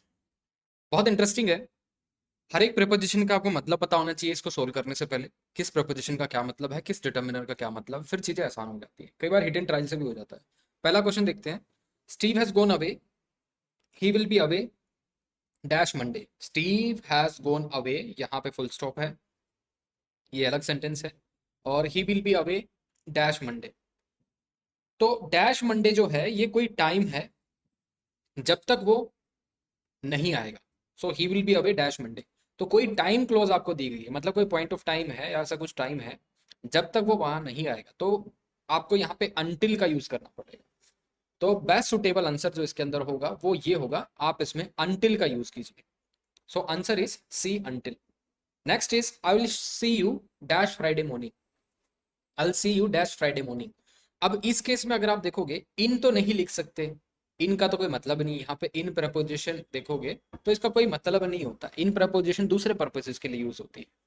दूसरा अगर आप देखोगे on, I will see you on Friday, तो कोई डेट अगर दी हो या फिर कोई डिफाइंड डेट हो, टाइम हो, तो उसके लिए ओन यूज कर सकते हो, बिल्कुल ठीक है, तो आंसर ओन होगा। अलोंग होता है आप किसी के साथ चल रहे होते हो, तो यहाँ पे मीनिंग तो चाहिए नहीं। एट होता है किसी टारगेट के लिए, वो भी यहाँ पे नहीं चाहिए, और किसी पर्टिकुलर पॉइंट के लिए एट यूज होता है, तो ये भी नहीं चाहिए, तो आंसर होगा आपका ओन। नेक्स्ट देखते हैं, write your name dash the top of the page. अब dash the top of the page अगर आप देखोगे, इन की जरूरत नहीं है, टॉप ऑफ द पेज में इन का क्या मतलब है, इन मतलब inside of a container, in preposition उसके लिए होता है। बाय मतलब कोई डूअर होगा जिसने वो काम किया होगा, तो बाय उसके लिए यूज करते हैं, रिसोर्सेज के लिए यूज करते हैं बाय। लेकिन यहाँ पे वो भी जरूरत नहीं है, by the top of the page, because top of the page is not the doer. With क्या होते हैं, कंपेनियनशिप के लिए, वो भी जरूरत नहीं है, तो बचा क्या, बचा एट। वो कोई पर्टिकुलर पॉइंट है जहां पे आपको लिखना है, तो एट क्या होता है, टारगेट के लिए यूज होता है, पर किसी भी चीज के पॉइंट के लिए यूज होता है। Next is Sohan is studying the university. अब स्टडिंग के बाद आपको एक ब्लैंक दिया गया है, उसके बाद यूनिवर्सिटी लिखा गया है, मतलब कुल मिला के ये तो कोई ऑब्जेक्ट है, प्रपोजिशन इसमें डालनी पड़ेगी। तो इसमें फ्रॉम की जरूरत है क्या, फ्रॉम और टू ये साथ में आती है, मतलब कहीं से कहीं तक। फ्रॉम और टू जो है ये एक साथ यूज होती है, तो फ्रॉम और टू वो तो आ नहीं सकती, मतलब कहीं से आप पढ़ रहे हो, he studying from the university, from की जरूरत नहीं है यहाँ पे, फ्रॉम कोई ट्रैवल करता है, I am travelling from Delhi to Agra, तो तब यूज होता है ये। सपोज कीजिए आप यहाँ पे ओन यूज कर रहे हो, ओन की जरूरत नहीं है, यूनिवर्सिटी के लिए आप ओन नहीं यूज करोगे, so he studying on the university. On होता है किसी चीज के ऊपर, ओवर एंड अबव, राइट, वहां पे हम ओन यूज करते हैं। अगर यहाँ पे आप एट यूज करें तो 94 क्वेश्चन के अंदर अगर हम यहाँ पे एट यूज करें तो I think this is correct. At होता है जनरल सेंस के अंदर, Sohan is studying at the university, तो जनरल सेंस के लिए आप एट यूज कर सकते हो, university as a whole, university के अंदर पढ़ता है Sohan at the university. In मतलब इनसाइड द यूनिवर्सिटी, कोई कॉलेज होगा, कोई प्रेमिसेस होगा, कोई एरिया होगा, अगर वहां पे आपको उसको पॉइंट आउट करना है तो आप इन यूज कर सकते हो। Sohan is studying in the college of the university, ऐसे लिख सकते हो जो भी कॉलेज है उसका, तब आप इन यूज कर सकते हो, अदरवाइज आपको इन जनरल यूज कर रहे हो तो एट यूज कीजिए। Next is he is indebted dash his friend. तो ध्यान से देखो, he is indebted dash his friend, वो उसके कर्ज तले दबा हुआ है। अब इसके अंदर आपके सामने प्रेपोजिशन है जा, क्या आप यहाँ पे फ्रॉम यूज करोगे, फ्रॉम का मैंने आपको बता दिया है कि एक प्लेस से दूसरे प्लेस जाने के लिए आप फ्रॉम यूज करते हो, या फिर कोई सोर्स को ट्रेस करने के लिए फ्रॉम यूज करते हो। दूसरा, विद हिज फ्रेंड, कंपेनियनशिप दिख रही है आपको यहाँ पे, ही is indebted with his friend, वो अपने फ्रेंड के साथ बोझ तले दबा हुआ है, या तो ये मीनिंग आपको चाहिए जो कि नहीं चाहिए यहाँ पे। सी देखते हैं, ही is indebted by his friend, तो इस फ्रेंड उसका डूअर हो गया। क्या यहाँ पे उसका फ्रेंड डूअर है? नहीं है, बाय प्रपोजिशन की जरूरत नहीं है। टू हो सकता है, he is indebted to his friend, तो टू क्यों होगा? टू उन दोनों के बीच में एक लिंकेज एस्टेब्लिश करेगा, तो he is indebted to his friend. Next is can I be held responsible dash my spouse doubt that's. अब इसमें ध्यान से देखिए, can I be held responsible, अगर हम इसके अंदर विद का यूज करें, with, can I be held responsible with my spouse doubts debts, तो विद की जरूरत नहीं है, कंपेनियनशिप की तो जरूरत है ही नहीं। विद कोई इंस्ट्रूमेंट के लिए यूज होता है, कोई कंपेनियनशिप के लिए यूज होता है ना, तो यहाँ पे इंस्ट्रूमेंट है कोई, और ना कंपेनियनशिप की जरूरत है। आप बाय का यूज करोगे क्या? तो माई स्पाउस डेट्स, क्या ये डूअर है? नहीं है, इसकी जरूरत नहीं है। क्या यहाँ पे टू की जरूरत है? Can I be held responsible to my spouse debts, क्या आपको लगता है टू? नहीं। फोर होगा, रीजन के लिए यूज है, can I be held responsible for my spouse debts, तो यहाँ पर रीजन दिखाना होता है, तो आप फोर प्रपोजिशन का यूज करते हो। नेक्स्ट देखते हैं, it was fun to hang out dash the pier. अब ध्यान से देखो, सबसे पहले तो आपको ये पता होना चाहिए जो ऑब्जेक्ट है द पेयर, ये होता क्या है। जैसे आप कोस्टल एरियाज के अंदर जाते हो तो एक ब्रिज होता है जो एक्सटेंड करके सी के अंदर जा रहा होता है, तो वो जो ब्रिज को हम जो बोलते हैं वो पेयर बोलते हैं। तो it was fun to hang out down the pier with the pier, with तो नहीं होगा आप, मतलब the pier, the bridge can not be your companion. In the pier, inside तो नहीं जा सकते आप उसके, बीनीथ जा सकते हो, उसके नीचे जा सकते हो। It was fun to hang beneath the pier, तो आंसर होगा आपका D. Next is can you pass dash sugar please. Sugar क्या? अनकाउंटेबल नाउन, ए यूज कर सकते हो, नहीं यूज कर सकते, एन यूज कर सकते हो, नहीं यूज कर सकते। ए और एन जो है इंडेफिनेट आर्टिकल है, नो डाउट, बट एक काउंटेबल नाउन के साथ यूज होता है। शुगर इज अनकाउंटेबल नाउन, तो आप यहाँ पे क्या यूज करोगे? Can you pass the sugar, the यहाँ पे आप यूज कर सकते हो, कोई भी ऐसी चीज जो कि अनकाउंटेबल हो, आप वहां पे दा का यूज करें। Can you pass the sugar, तो द शुगर यहाँ पे क्या हो गया? वो डेफिनेट हो गया कि कोई शुगर जो है टेबल पे होगी, उसको मांग रहे हैं। Next is our train leaves from dash platform number 5।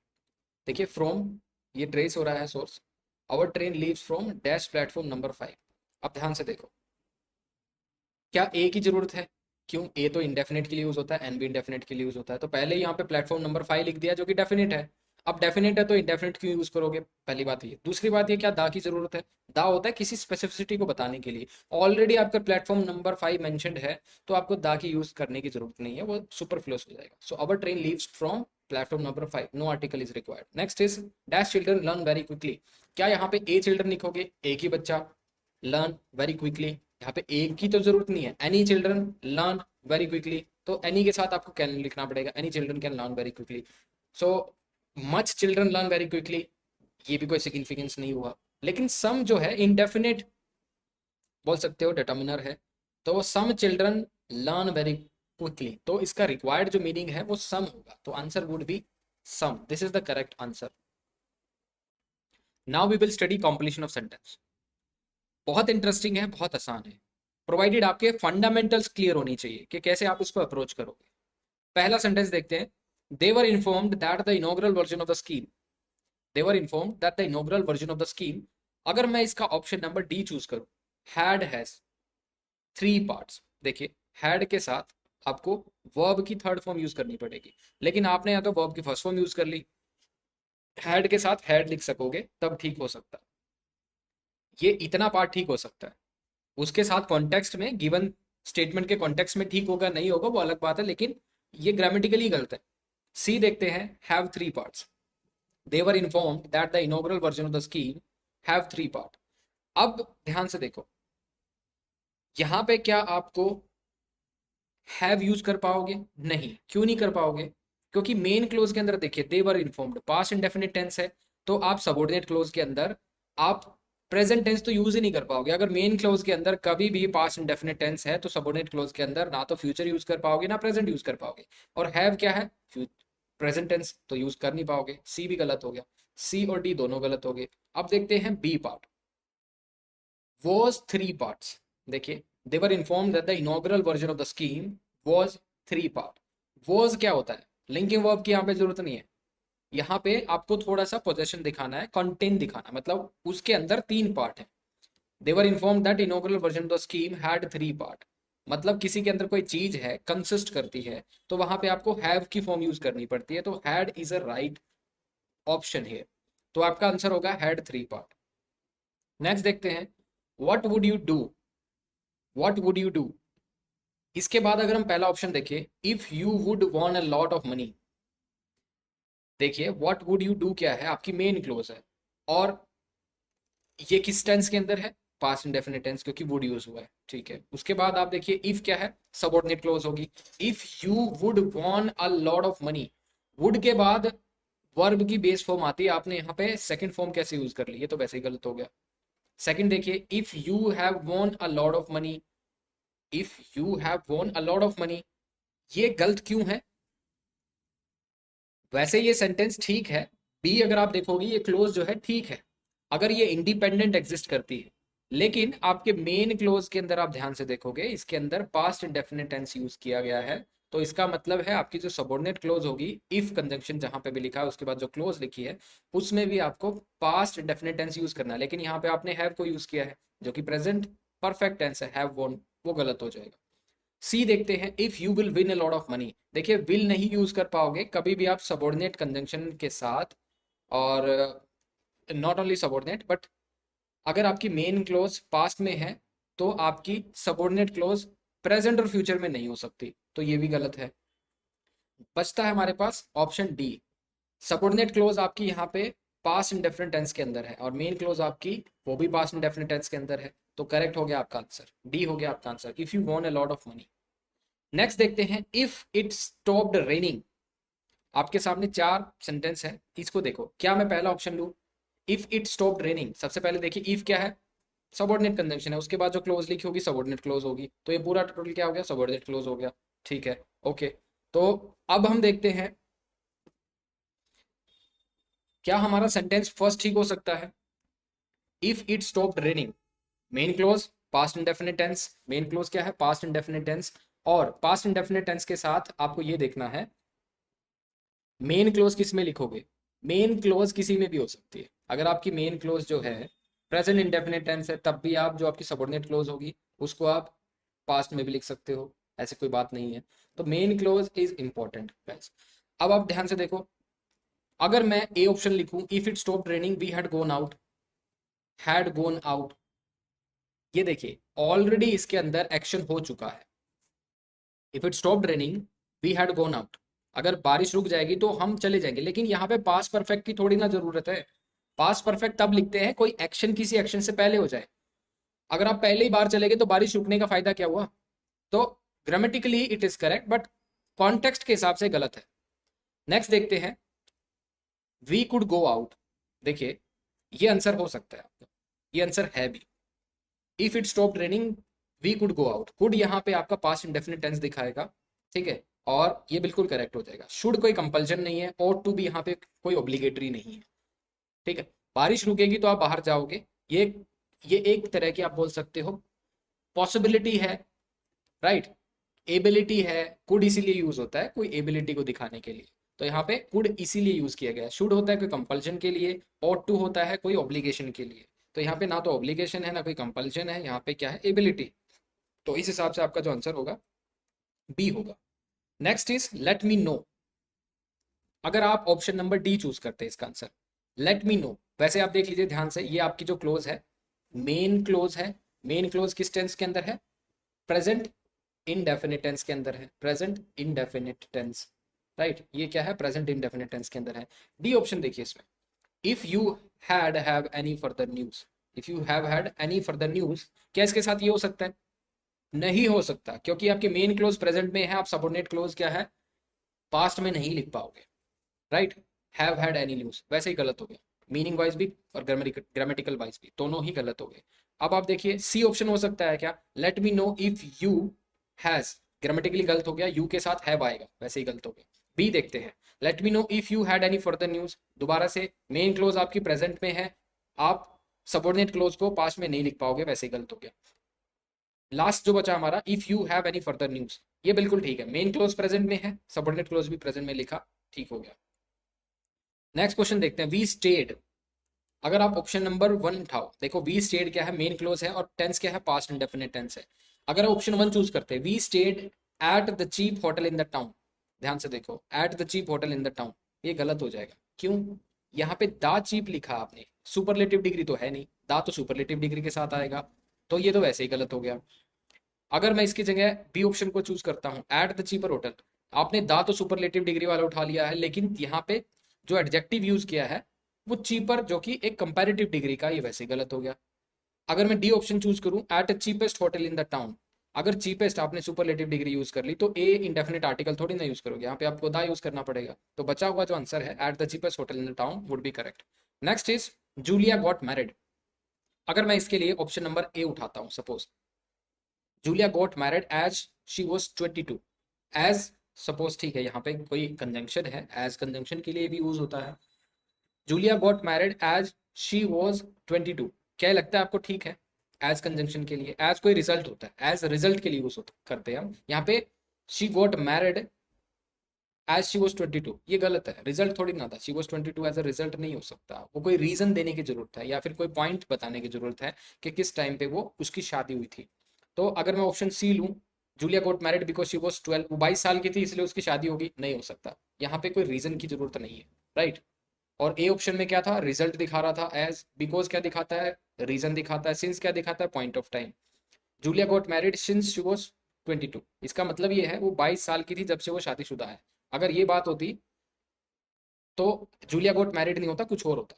Since point of time के लिए यूज होता है, नो डाउट, लेकिन यहाँ पे ये जस्टिफाई नहीं कर पा रहा, यहाँ पे आपको कोई पॉइंट ऑफ टाइम चाहिए जिस टाइम पे वो एक्शन हुआ था, तो व्हेन का यूज होगा यहाँ पे, Julia got married when she was 22, तो आंसर वुड बी बी।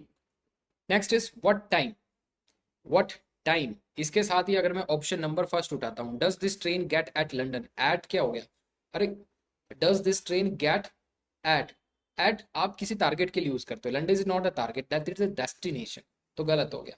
अगर मैं ऑप्शन बी उठाऊं, does this train get in London, London inside, मतलब लंदन कोई कंटेनर है क्या जो उसके अंदर जाके ट्रेन रुक जाएगी, right. London is a destination, destination के जब आप यूज करोगे तो आपको टू यूज करना पड़ेगा, right. So what time does this train get to London. Next देखते हैं how are you.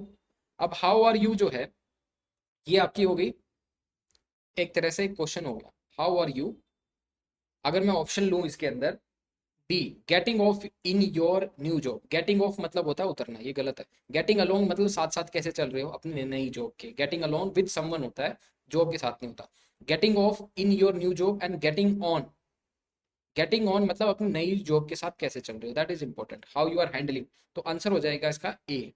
Next is I am trying to, I am trying to, suppose आप ऑप्शन नंबर डी उठाते हो सबसे पहले, टर्न डाउन ऑन कॉफी, मतलब आप वो इन्विटेशन जो है ठुकरा रहे, दैट इज डी ऑप्शन, यही कहना चाह रहा है।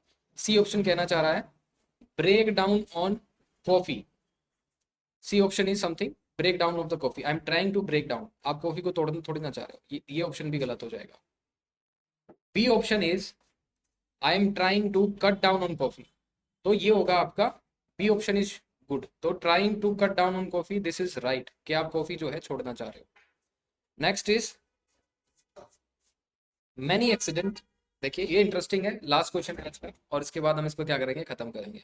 मैनी एक्सीडेंट्स, ऑप्शन ए को उठाते हैं सबसे पहले, मैनी एक्सीडेंट कोज केयरलेस ड्राइविंग, अरे एक्सीडेंट क्या है, सब्जेक्ट है, सब्जेक्ट के बाद आपने क्या लिखा है, कोज वर्ब, एक्सीडेंट केयरलेस ड्राइविंग नहीं करते, the person who drives the car carelessly causes the accident, तो ये गलत है, meaningfully it is wrong. Second देखते हैं option, many accident have caused, many accident subject है, हैव कोज्ड जो वर्ब लिखी है वो प्रेजेंट परफेक्ट टेंस है, और ये डूअर नहीं बन सकता, many accident have caused careless driving, many accident इसके अंदर सब्जेक्ट और डूअर नहीं बन सकता, मतलब सब्जेक्ट बन सकता है डूअर नहीं बन सकता, ये भी गलत है। सी ऑप्शन से पहले हम डी ऑप्शन देखते हैं, many accident will cause careless driving, careless driving will cause many accident हो सकता है, ये वैसे ही गलत है। सी ऑप्शन देखें, हमने इसको पैसिव भी बना दिया, many accident are caused by careless driving, ये गुड है। अब इसके अंदर आप मैनी एक्सीडेंट तो सब्जेक्ट तो है लेकिन डूअर नहीं है, अब many accident are caused by careless driving, here the doer is careless driving, तो careless driving is the doer, right. So this is all, CDS के अंदर जितने भी प्रीवियस क्वेश्चन थे 2023 एग्जाम के अंदर फर्स्ट में, वो हमने कवर कर लिए हैं। कुछ जो आपके रीअरेंजिंग ऑफ द सेंटेंसेस थे बड़े बड़े, वो हमने नहीं डील किए हैं क्योंकि that is boring, next session में हम उनको भी डील करेंगे। कोई चीज़ ना समझ में आए तो कमेंट करना, उसका हम जरूर रिप्लाई करेंगे। Thank you.